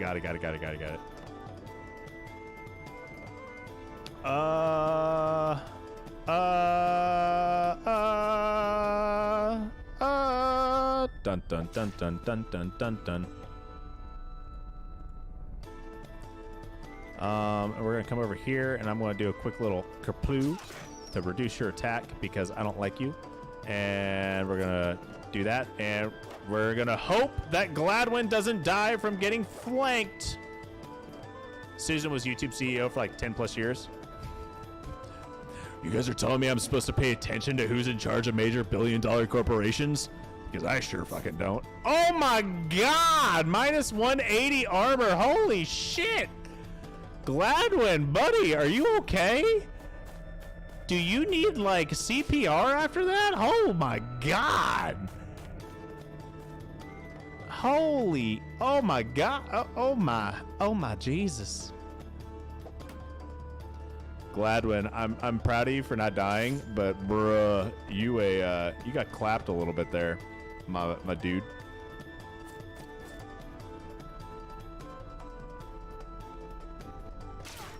Got to reduce that attack stat as much as I possibly can here.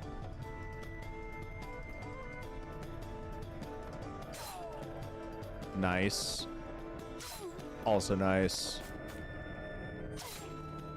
Didn't quite get the kill. Kind of surprising. Okay. That'll put me down to 3. That'll leave me at 4. Let's do that. Nice.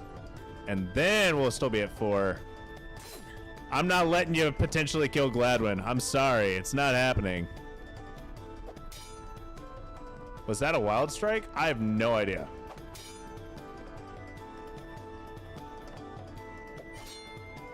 I could pull up the I could scroll up a little bit, but it definitely hit hard.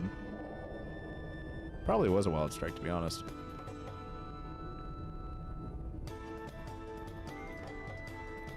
Adjust rotation on Gladwin. Yeah, it doesn't go back enough, so I couldn't tell you. Gladwin definitely got a little spooked there. I'm not gonna lie. I was worried for my boy here. I was worried for my boy there. Speaking of which, if anyone wants to get some new names for, like, you know, Guntram and Gladwin and God, who's my other one? Hacken's the other new dude. If anyone got any name ideas, by all means, drop them in chat or in the comment section. Got to find my fencer Inigo Montoya to be able to do that.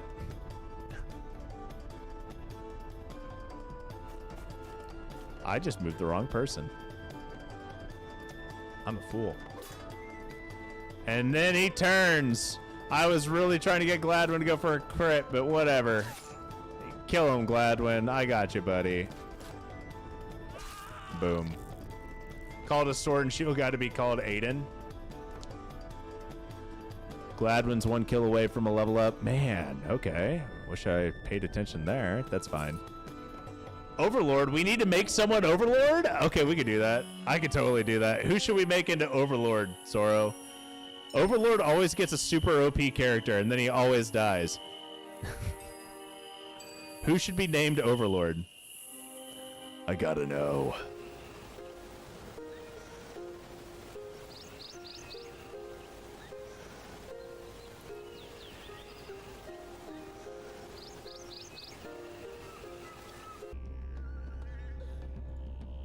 Captain Clutch doing clutch things. Gilbert, Guntram, Twiggy's doing Twiggy things. Gladwin, I probably should have patched up your armor, but I think you'll be fine. We'll keep you alive. We'll put Ryker over here to help support that flank. Savage right here.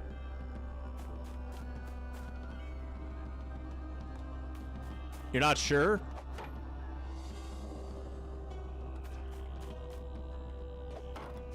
Well, he's going to be a frontliner because everyone else has already been named. Probably a heavy or two-handed man. We'll have to get a two-hander then and get him named for Overlord then. Everyone else has already been named that's two-hander, and the only two-hander we got is really Ryker, to be honest. Oh my god, bro. Hit someone. Thank you.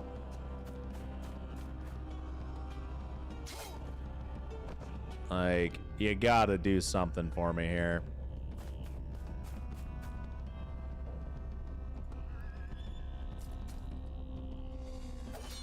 Alright, Twiggy. We'll see how well you do here, buddy. You got enough defense that you should be fine. But just in case, never mind. You're shit out of luck. Go for it. Ryker, you have one job, and that's to hit things really hard. And hit. If you can't do that, if you can't do your job, what am I paying you for? Guntram. Mr. I have 11 PP, or AP, my bad. Wrong game. We're going to get these guys set up to where they're going to be able to hit a lot. And it's going to be great. Gladwin, I kind of want you to get to the point where you're able to flank this dude. I need you to be able to flank in general, Gladwin, but you can't, so we're just going to pray that we don't get completely foobarred here. Focus slash, hey.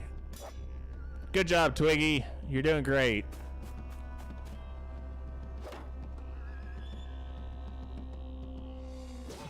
Ooh. Oh. Oh. Now we're rooted. That's unfortunate. You'll be fine, Twiggy. I don't think you have any OP guys. They're all fodder.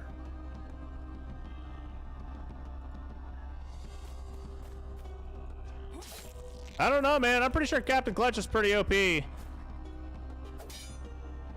Those are the perks I have on my fencer right now. How come I can't do what Captain Clutch can do? I don't know, my dude. I'm pretty sure I've given you Captain Clutch's abilities before. But, I mean, they're right here. So, he's got light-footed movement. which is something that you need. You need light-footed movement. That's one thing you're missing. He's got nimble movement. You need adaptive strikes, which you already got. You got adrenaline rush. I don't know why you're putting the tree name, but I don't care about that. But you need light-footed movement. Like, that's probably your biggest issue, is because you're spending too much AP to move. Who needs a kill? Is it Gladwin that needs a kill right now? I don't think I can one-shot this dude, though. Ryker and Captain Clutch are good. Ryker's okay. He's not god tier, but, like, my frontliner tanks aren't necessarily god tier yet, but they will be there. I'm not worried in the slightest of how much damage they're going to output. Savage is kind of weak, and Twiggy is Twiggy. I'm not going to pretend that Twiggy's good, because Twiggy's trash. Absolute trash, but we keep him around for moral support. And Twiggy is essentially a fodder tank. Like, I'm building Twiggy kind of as a fodder tank. That was his entire build. Oh my god, it's so strong. Ryker just one-shot that dude with a counterattack. I love it. Okay, you're not gonna die off this, but I need you to get critted anyway. And now you're rooted. Oh, that's beautiful. Oh, I mean, not rooted, but you're routed. Hit him again. Get him. Get him. Oh, my Lanta. Thank you. Copy paste from Kevin's guy. That's why it was like that. Kevin didn't get light-footed movement until last. What the fuck, Kevin? Bro.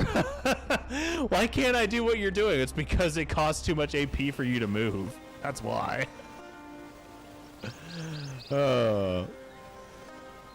Why can't I do what Clyde's doing? Well, you see, you made fun of Clyde for making his own builds and not paying attention to what Kevin put. And then you're following Kevin's guide, and then you're wondering why you can't do what I'm doing. Well, you see, it's because I don't know what I'm doing.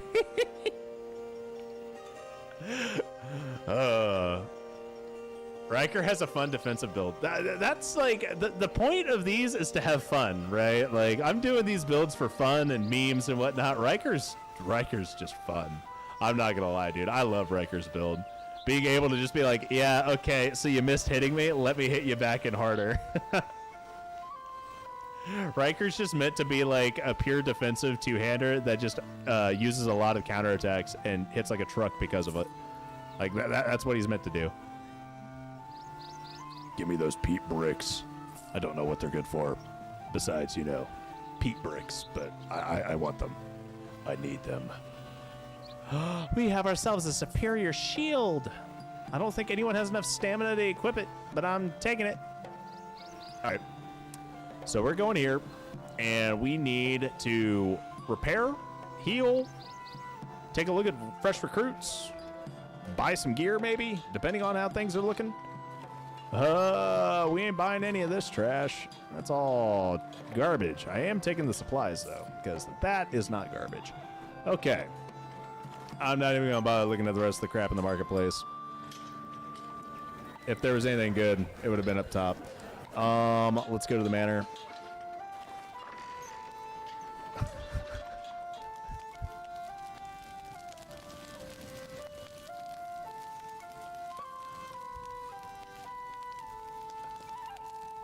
I'm still giggling over the fact that quick pause, like, you don't know what you're doing, Clyde. And then he's like, wait, whoa, how come I can't do this? Well, you see, I haven't read the guide, so I don't know what's going on. At least Kevin didn't waste a point on circular breathing. That was an L.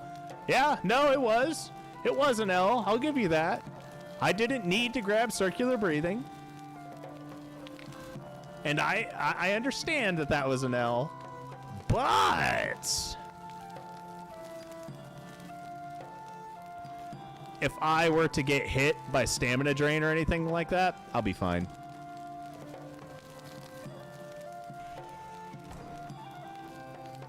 I'm not saying my build's perfect, because I've definitely done better since then. Because I've gotten a lot more hours in the game since then. But it's still not terrible. It will work. It does work. Is it perfect? No. But it works, which is important. We're going to get everybody fully repaired. But yeah, I don't even know what order I went in with this stuff for those items, though, to be honest. Okay, Gladwin, where are you? Because I know your armor's trashed. Twiggy's armor's trashed. Everyone's over here just taking so much damage. I think it's time that we forge a nice piece of heavy armor. Oh, yeah. Oh, yeah. That's so beautiful. Oh, my God. It's the best thing ever. I don't need no weapons. I just need better heavy armor. Okay, let's take a look-see here at helmets. Do I have a good heavy helmet? I do. Is it time to set up Gladwin with actual, like, armor? Are you ready to be OP, Gladwin? Are you ready, my good sir? Are you ready? 25. Oh, man, I can give you a good shield.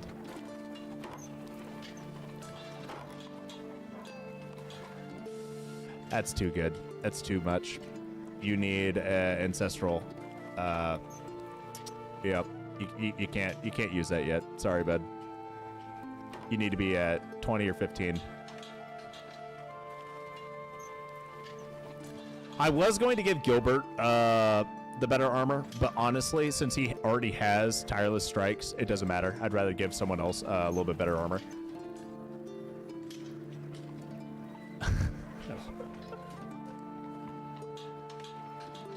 I don't remember now why I put light-footed last. Right-click puts the shield in the empty slot. Yeah, that is super annoying. I'm going to get rid of some of these, like, trash shields, because I have a decent amount of them at this point.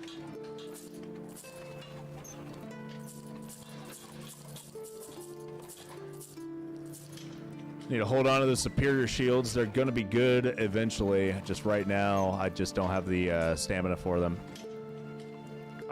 Let's go to the shelter. Take a look-see at everybody. What do we got? We got a vagabond. I don't need a vagabond. I don't. Great sword, pole sword with focus. Increased defense. A lot of defense. -1 AP. Kind of sucks, but worth entertaining. Longsword arbalist, I don't need you. I don't need a sword provise. I don't need a hammer provise. Oh, you have +3 to health and +3 to focus. You do not have the stats I need for you to do great. I need higher strength.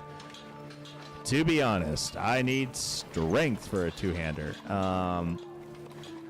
The -1 AP really does suck. That hurts a lot. That puts you at 9 max.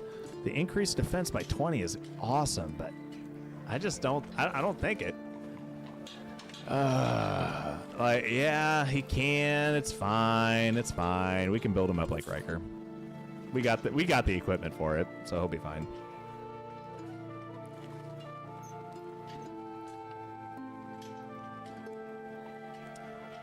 Okay. Let's get you a sword. I guess a refined two-hander is what you get because we don't have a superior one lying around. I thought I had a superior one lying around, but I thought wrong. Okay, medium armor. We're going to slap you in the good superior stuff, but not like the perfect stuff because, quite frankly, I don't want you to be in really good gear in case you die. But yeah, okay. And I am not going to go directly in to get him killed. Actually, I am. I am going to do that. Let's go to the manor real quick. I think I already turned in a quest. Let me see if I can do another one. Eberwolf turned to Beowulf. Okay, we can do that. We can do an aspirant, which would be 9 bandits. Veteran, I think, would be 12 bandits. I can handle 12. We can do 12.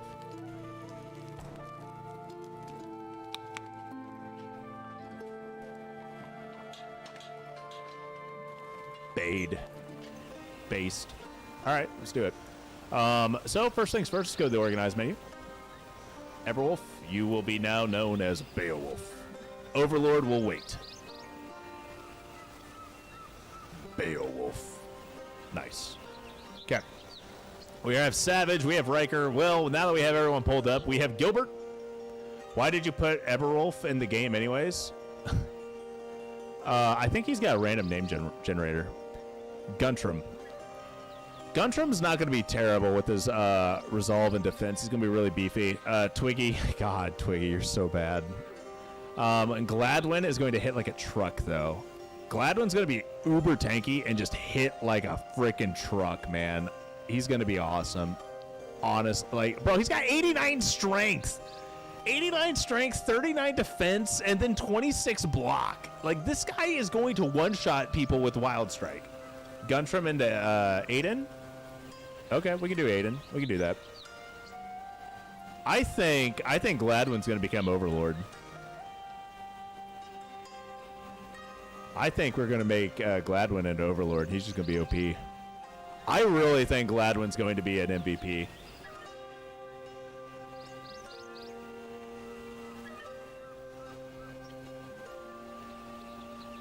Then we have Haken, or Hacken.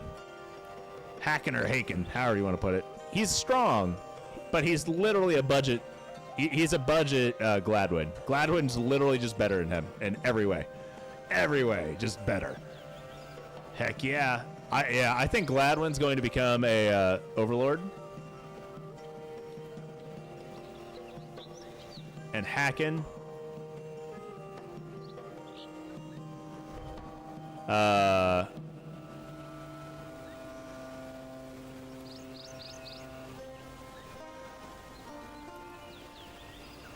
going to call you Walmart Gladwin. Everyone who's here on the stream will understand that you are now the Walmart Gladwin because you're never going to be as good as the original Gladwin. You're now the Walmart brand, off-brand. It's okay. Gladwin's actually a cool name, though. I mean, we could turn him into Gladwin. We could make Walmart Gladwin into just Gladwin.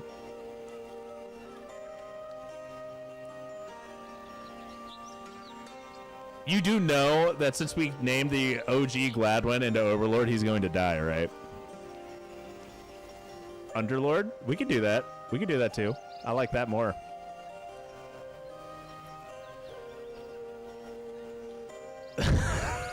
So stupid. I love it though. We got Overlord, we got Underlord. Oh my god. Y'all are killing me. Y'all are cracking me up. Okay. Let's go and fight in the arena first. See if we can get under. I don't even know who's the new person. Is that Beowulf? That's the new guy at this point. Like, let's just go to the arena, fight an exhibition fight, and figure it out from there. I don't know who needs to get leveled up and who needs to get fed kills or what. Exhibition fights. Let's go. This company is really growing now. Right, and I've still got nothing but peasants. We'll be fine. Captain Clutch, Gilbert, you're going to hold him down. Okay, this is where they actually start getting perks, though, so I need to be careful. Twiggy.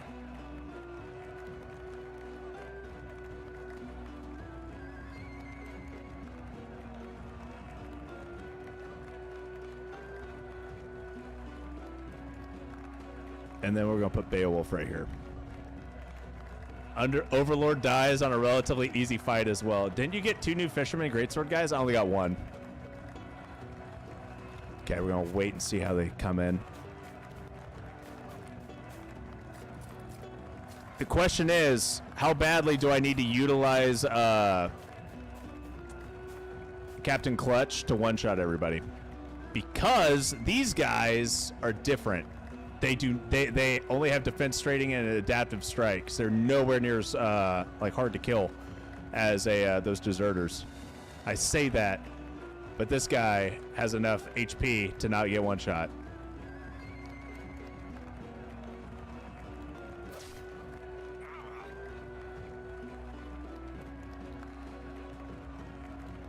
Okay, if I put him here, I need to worry about him. Okay, that's fine. Let's move Ryker on up.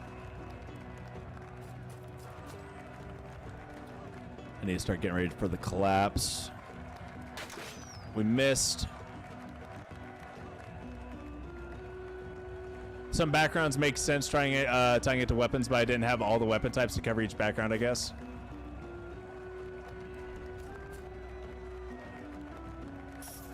Killing zone and defensive strikes. That was beautiful.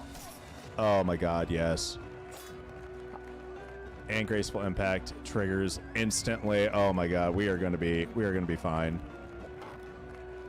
It's the first time I fought these guys with how much defense they have, is why I started building Wild Strike. Because I'm like, man, this is awful.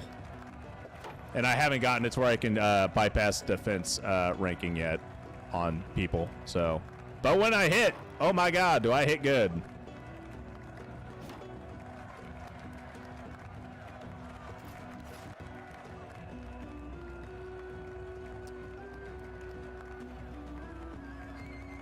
Come on, Underlord, do your job. You're doing great.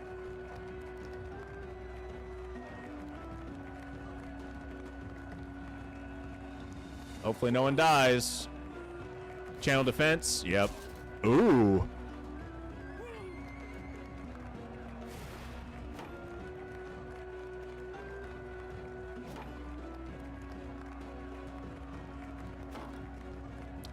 I don't think I gave Gladwin any perks.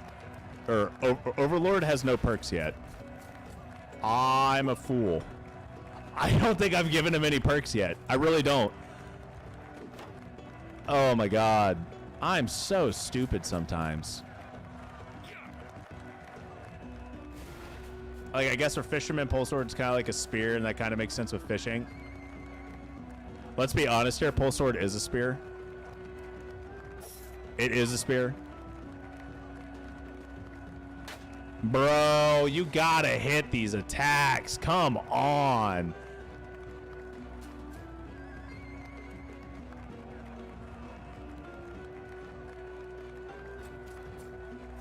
Oh, I'm a fool. Oh my god, where am I? Where'd my camera go? Alright. I actually did not maneuver that well at all. That's okay.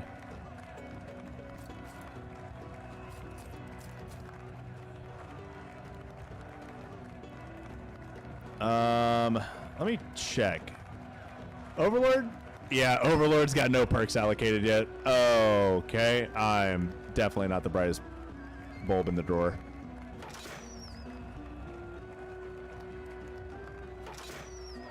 Isn't it literally just like a glaive?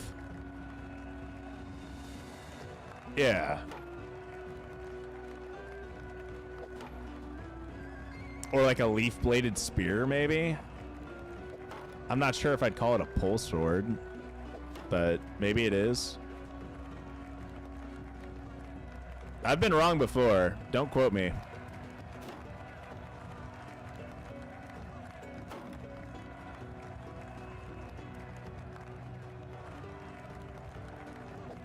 Oh my god, this is gonna take me forever because I don't have freaking chaotic strikes yet. Okay, chaotic strikes, you're coming. Oh my god. I might actually lose somebody here. It's gonna be Overlord too, because I named him. I cursed him with Overlord. Every time I name a really good unit Overlord, they die. Every time. It doesn't matter. It never ceases to fail. He's gonna get completely dumpstered because I'm incompetent. Oh, hey, look at that. I got a kill.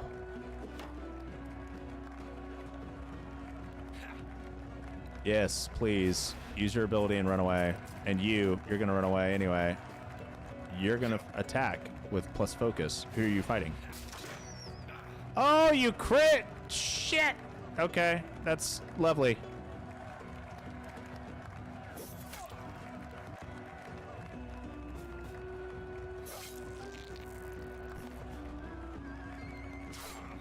Alright.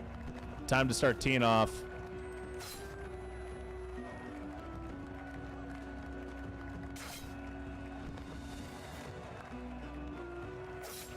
Anybody know what Naraka Blade Point is? Yes, glaives are single point. Or single edge, rather.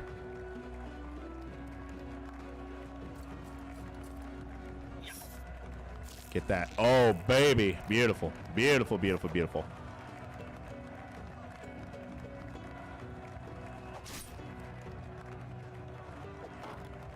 Picture is literally just a glaive. The first result for a pole sword online is literally a glaive. Yep, that sounds about right. Okay, I need to get some kills for our newbie here.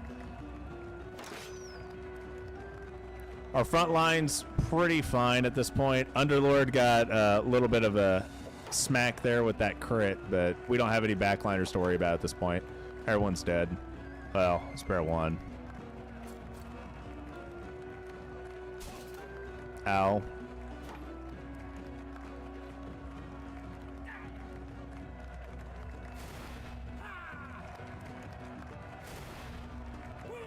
I mean, I'm definitely not saying that you're wrong by any means. I just have never seen one. I just don't remember one. And I've like read a lot and played a lot of like medieval based games, and I've seen like pikes and halberds and everything of the sort. I've just never heard of a pole sword before this game actually. So that's why I'm just like, okay. Japanese naginata is kind of a pole sword. Right, like a naginata, but it's not a pole sword. It's not like a freaking short sword on a spear. Like, I would just call that a glaive or call it a naginata, but not a pole sword, right?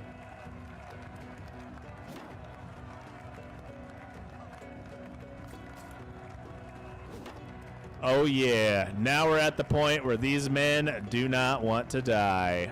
It's gonna be glorious. Abso-freaking-lutely glorious. Because nobody gets hit here.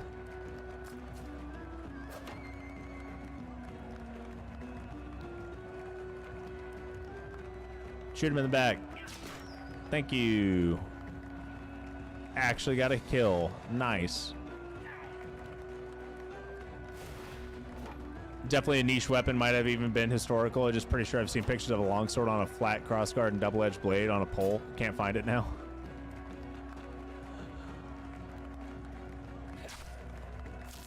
Okay. Well, I managed to get to the point where now I am a fool and I need to get this guy a kill. But honestly, I don't necessarily have to.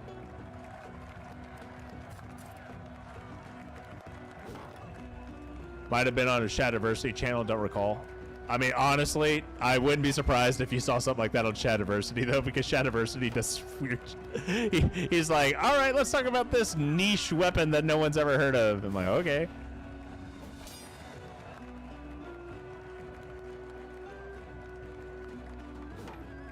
Yeah, you know what? I honestly don't care enough for me to try and feed this kill to that guy. I'm just gonna kind of go for getting him killed in general,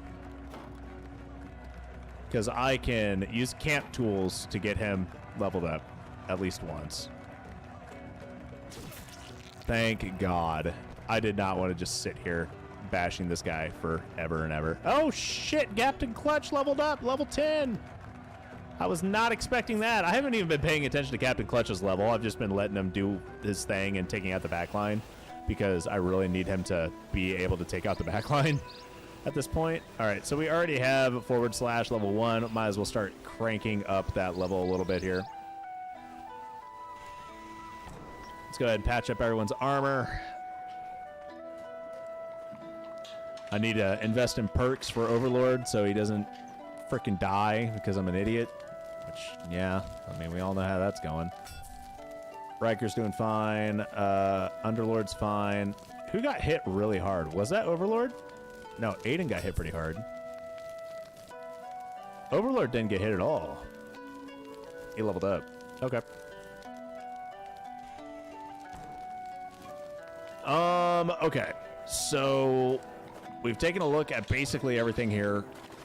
I should sell some stuff, but I'm going to hold off on that. We are going to move on to... Oh my God, it's 9:30. Am I in trouble yet?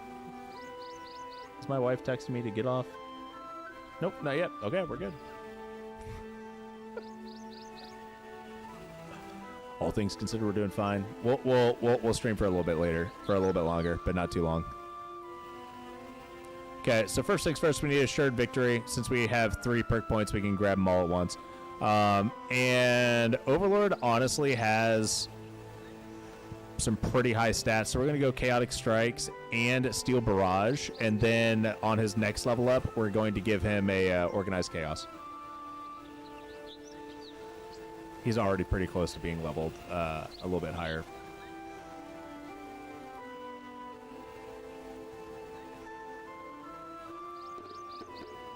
Okay.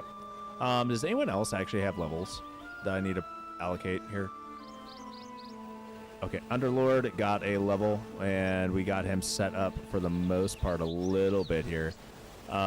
We're going to get him...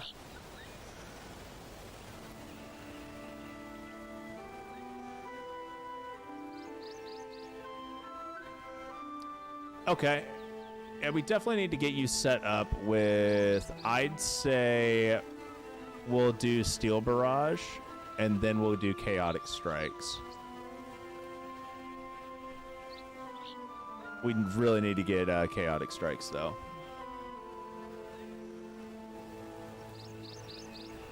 This playthrough has now progressed to the mid-game. Yes, sir.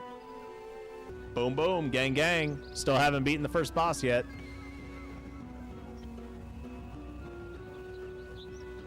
Good old Twiggy. Overlord's doing fine. Underlord's doing fine. We're going to have Ryker over here as well. And Savage in the back line doing Savage things. And Beowulf, I'm just going to try and not have him die. We're going to put Captain Clutch over here. And we're going to wait it out. See what happens. Sent you a pic of the best I could find online. Yeah, I'm looking at it right now. But yeah, I honestly, like...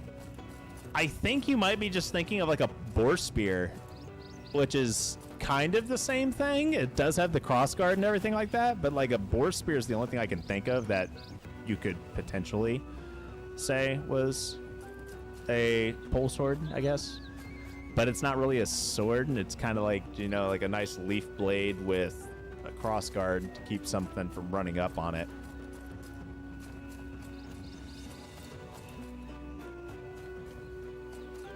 God, so many enemies. Oh yes, please, come closer. Come hither, children. Oh shit, you're not dead. I expected you to die. Well, that's quite embarrassing. How many archers are there? There's 2 more back here, then the one right here. Okay, I can do that. I can handle this. Everything's fine. This is fine. I'm fine. You see, chat? He's lying. He's actually not fine. Oh, yes, please, run away from me. Waste your turn to run, for I can catch you.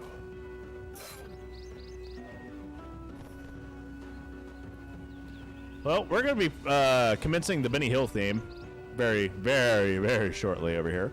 And in the meantime, I'm going to go hide behind a rock. And we are going to... Wait. In the next game, I'll have a spear, but it will have variants, one-handed variant, two-handed variant. The two-handed variant would be called a pole spear, but I know that'll trigger. Bro, why pole spear? Pole spear because of the naming conventions, i.e. pole... Okay. No, short spear and long spear. Yeah, short spear and long spear. Please.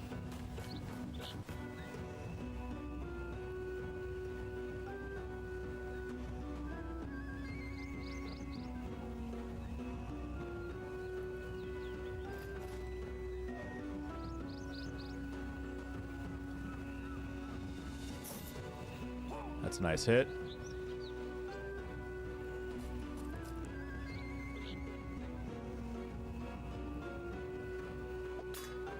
Same with the swords. Short sword for one hand, a long sword for two-handed. Long sword... no, a long sword's not a two-handed sword.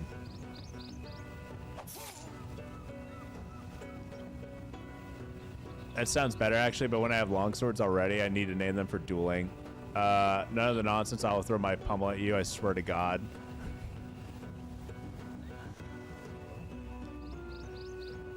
Now, a rapier I'm okay with, but the thing is long swords are not necessarily two-handed swords. Like, I will fight you guys for this.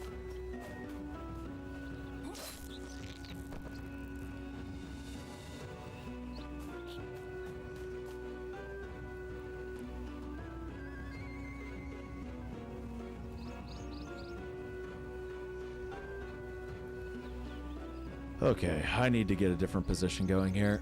A longsword is a two-handed sword, and you just a pleb who only plays video games based on Dungeons and Dragons. I'm not going to go grab my swords just to prove a point or anything like that. But I would not say a longsword is necessarily a two-handed sword. Would you consider a bastard sword a two-handed sword? Just answer me that.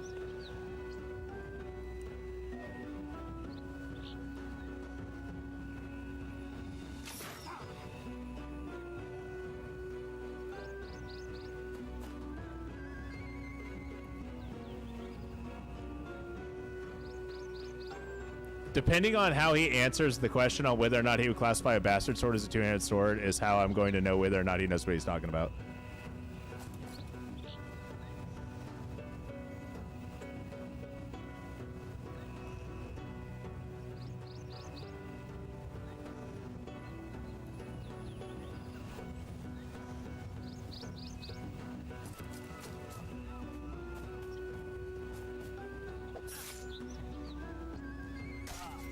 A bastard sword is called a bastard sword because it's... Oh my Jesus Christ, stop hitting me.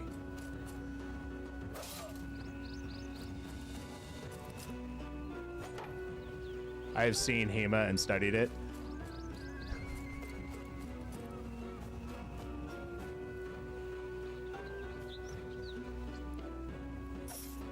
Bastard swords are basically a hybrid sword because...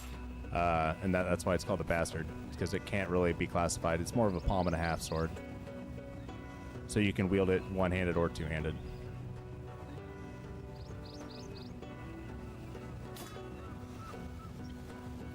Yeah, it's a handed half. It's not designed for you. It's designed for you to put your second hand onto the pommel itself because it's a hand and a half. It's not easily meant for two hands, so it's not necessarily a two-handed sword. It's meant for you to use it two hands if you need the power for it.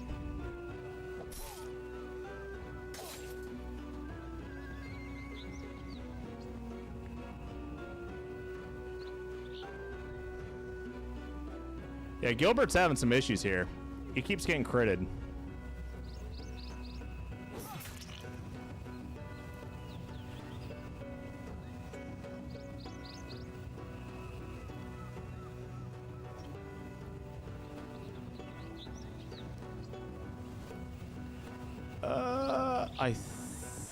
God, I'm putting way too much reliance on this.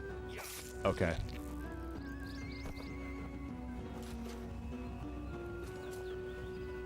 Two-handed strikes, but you can start swinging two-handed and one-handed for more reach as an option.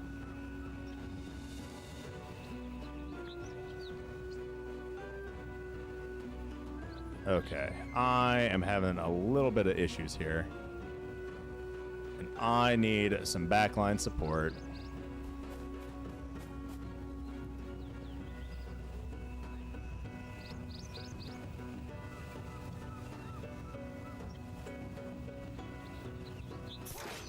Lower his attack. That way he hopefully can't just take out Gilbert super easy like he has been.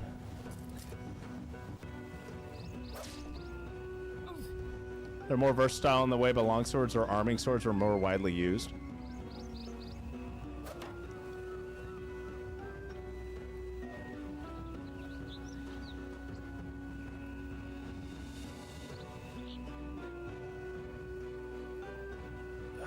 Man, how do I want to do this? This has the higher hit chance, which will give me the better option of actually getting defensive strikes going, which will help me out quite a bit. Dungeons and Dragons in the 70s naming their arming swords long swords, and ever since then people who know nothing about history call them long swords. Bro, I have played quite a bit of Dungeons and Dragons, but I will tell you that long swords aren't necessarily only two-handed swords. Like, what is the definition of a long sword? Like, what's the length of it? Like, I need to know how long the blade is.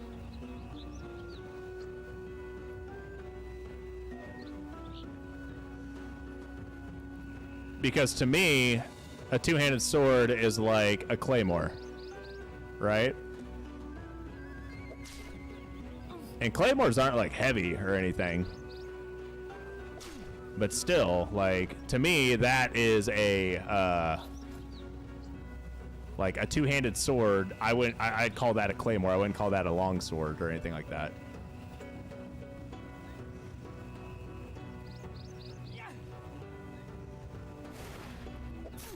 Ouch. Oh. Oh? You gonna hit back? No. Hit back! Thank you. A claymore is a type of longsword? So the classification... A claymore is classified as a longsword?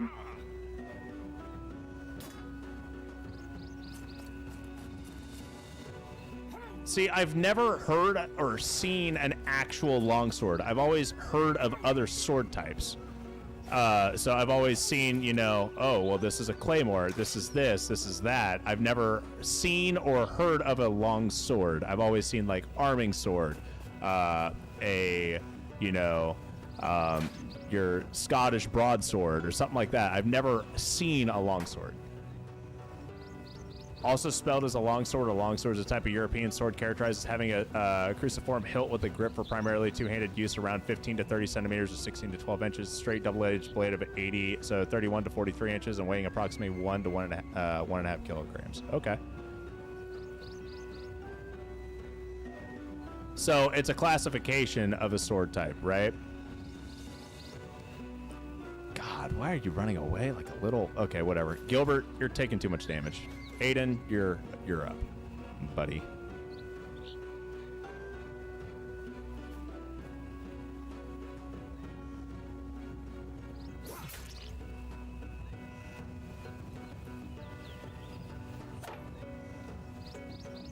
Maximum length longsword, sometimes called a war sword. Okay.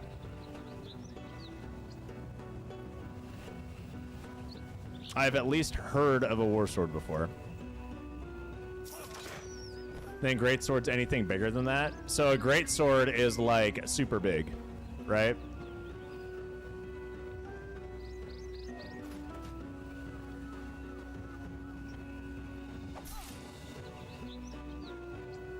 Great swords are probably used for dehorsing, to be honest. If it's that big, it would be closer to like a Nodachi in size, right?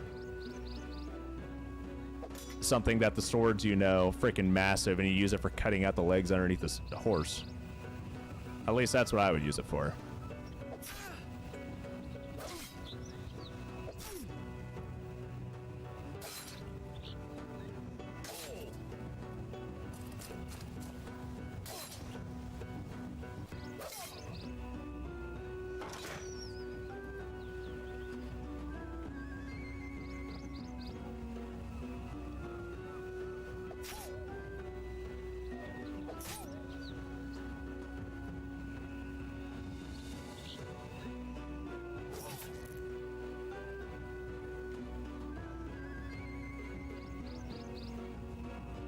This is a really long fight.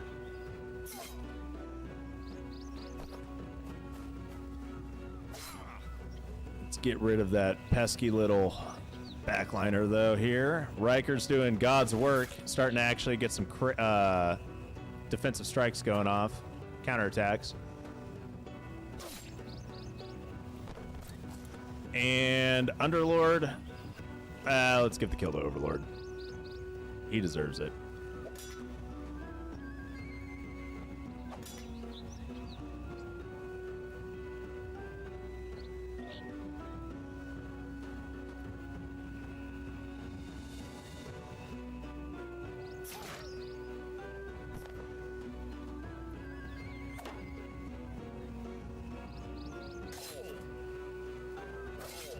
Oh, man, that hurts. That hurts so bad. Like, Ryker's using a longsword right now, not a great sword. Okay, so this is a longsword by actual length.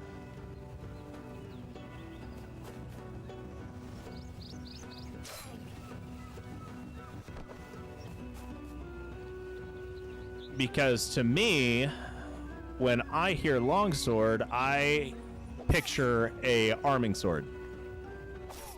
or a bastard sword, which isn't necessarily a two-handed sword.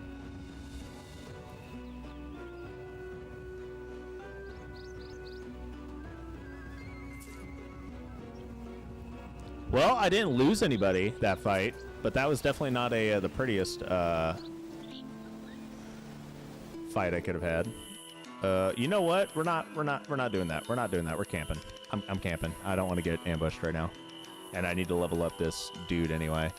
So, do that provisions, iron, getting all the things. Rest for a bit. Let's see. Anyone actually level up from that besides the newbie? Beowulf. Okay. How did I start you off, Ryker? I started you off with graceful impact and then reinforcing footwork, right? Okay, we can do that.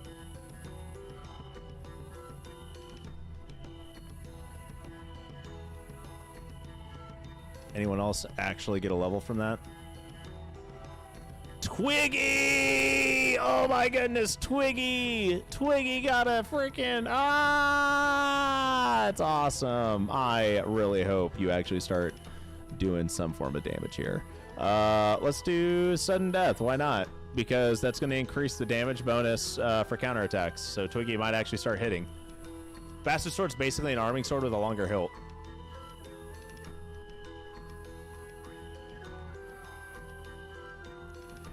Bastard Sword's like a super niche, rarely used specialty weapon. Arming Sword's a one-handed and can be used two-handed if you want to, so there's no reason to use a Bastard Sword.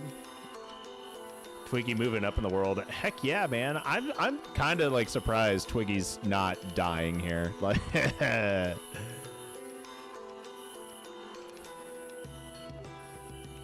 all right. We're basically where we need to be, so let's go ahead and leave at 5 a.m. We should be able to get back to town and pick up a contract around 6-ish. And then we can always, you know, heal everyone, patch them up, go fight in the arena. All right. 6 strength for the win with his mighty sister. he don't hit hard. He ain't much to look at. He ain't much to look at. Super strong. Super strong.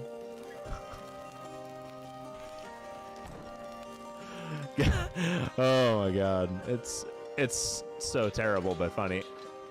Dungeons and Dragons has ruined everything. I wouldn't say ruined everything. They just made history dudes really upset. That's all it is.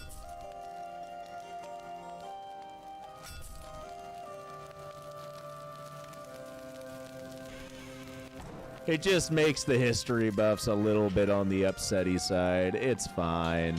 Everything's fine. I think someone actually needs to get healed at the temple, though. Let me double check. 'Cause I'm pretty sure Gilbert almost died there. Nope, you're at full health. I camped. That's why. Cool. And yet, I have lower strength on Beowulf somehow because it doesn't get replenished from stuff on camp. I haven't stepped into the plate mail territory yet. All right. Let's go to the arena.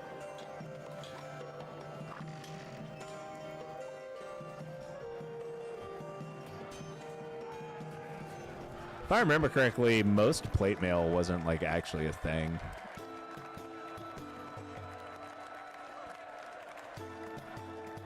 Like most knights used a it would be like a hauberk with chain with a hauberk over it and a gambeson and whatnot, right?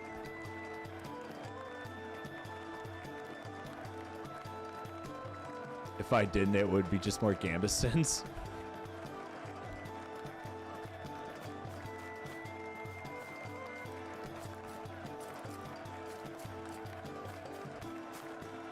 Yeah, I will say that chainmail is normally pretty heavy.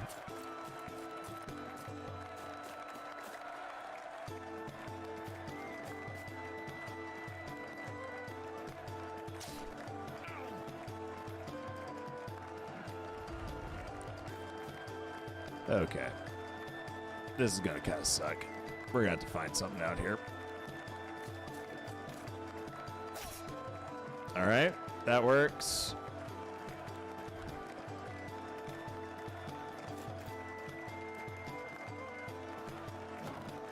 I mean, partial plate and mail was a thing for a while before full plate was invented. Well, are you talking like partial plate as in like splint and lamellar armor? And scale? Like, I know scale and everything like that was a thing. Like 1200, so you had pieces of plate with mail.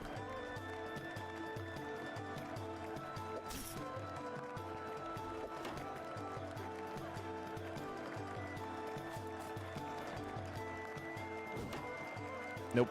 Didn't get the hit that I was hoping for. That's fine. Go for it.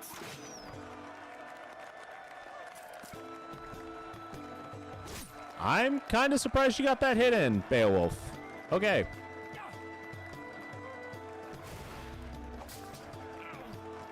Like a full plate piece for the chest, but just not plates covering the full body yet.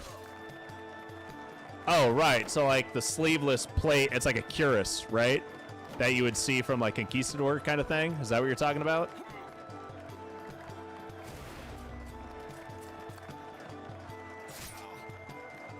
Or cuirass, or however the fuck you pronounce it, because I know I'm probably butchering that word.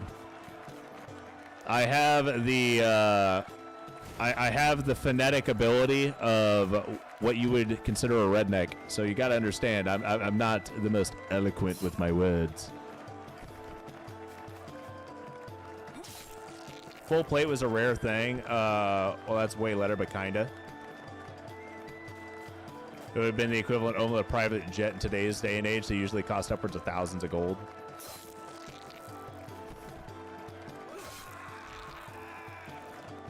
Like, I knew full plate wasn't really a thing a lot of people would have. Bruh. Okay, whatever. All right, game. I see you. I get it. It's not exactly rare, just wasn't a basic kit. Well, yeah, no frickin' peasant's gonna go out. Like, most peasants and shit like that, they didn't have anything, and most wars were fought with peasants.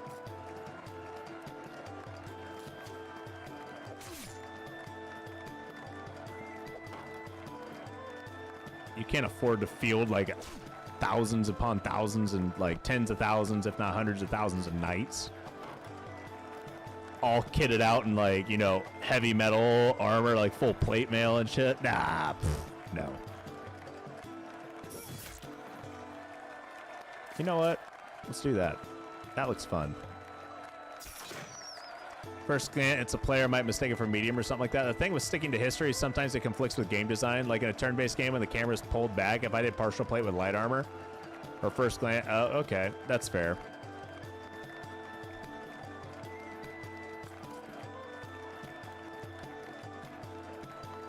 I wasn't honestly expecting this stream to turn into a history lesson, but I'm fine with like learning stuff and whatnot by any means. But I also understand like specific decisions and whatnot for certain things. I like. Okay. Okay. All right. You're doing great, Twiggy. You just bamboozled that one guy. He forgot where he was going. It's moments like that where I'm just like, man, why is the AI hard to kill sometimes? It shouldn't be that bad. And why are you attacking me with counterattacks? Come on now. It's interesting, like Battle Brothers did a great job, but they only had to replicate half the body, so readability was great. Right.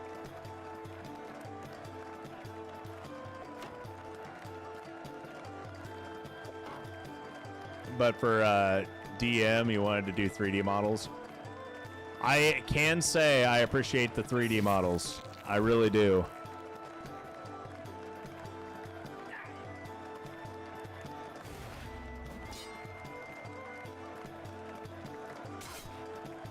Okay, well, that guy's dead. Can we get a crit? Yeah, we can. Whoop, whoop. Ryker, you're actually kind of close to leveling up, buddy. All right. All right. All right, all right, all right. I think this is a good stopping point for the stream. Ladies and gentlemen, I want to thank you all for coming and hanging out tonight. We will be back with some more Baldur's Gate 3 playthrough on this upcoming Thursday, and then continuing our Dead Monarchy live stream on next Sunday. Anyway, guys, I hope you all enjoyed this live stream, and thanks again for tuning in and hanging out, and I hope to catch you all next time. Until then,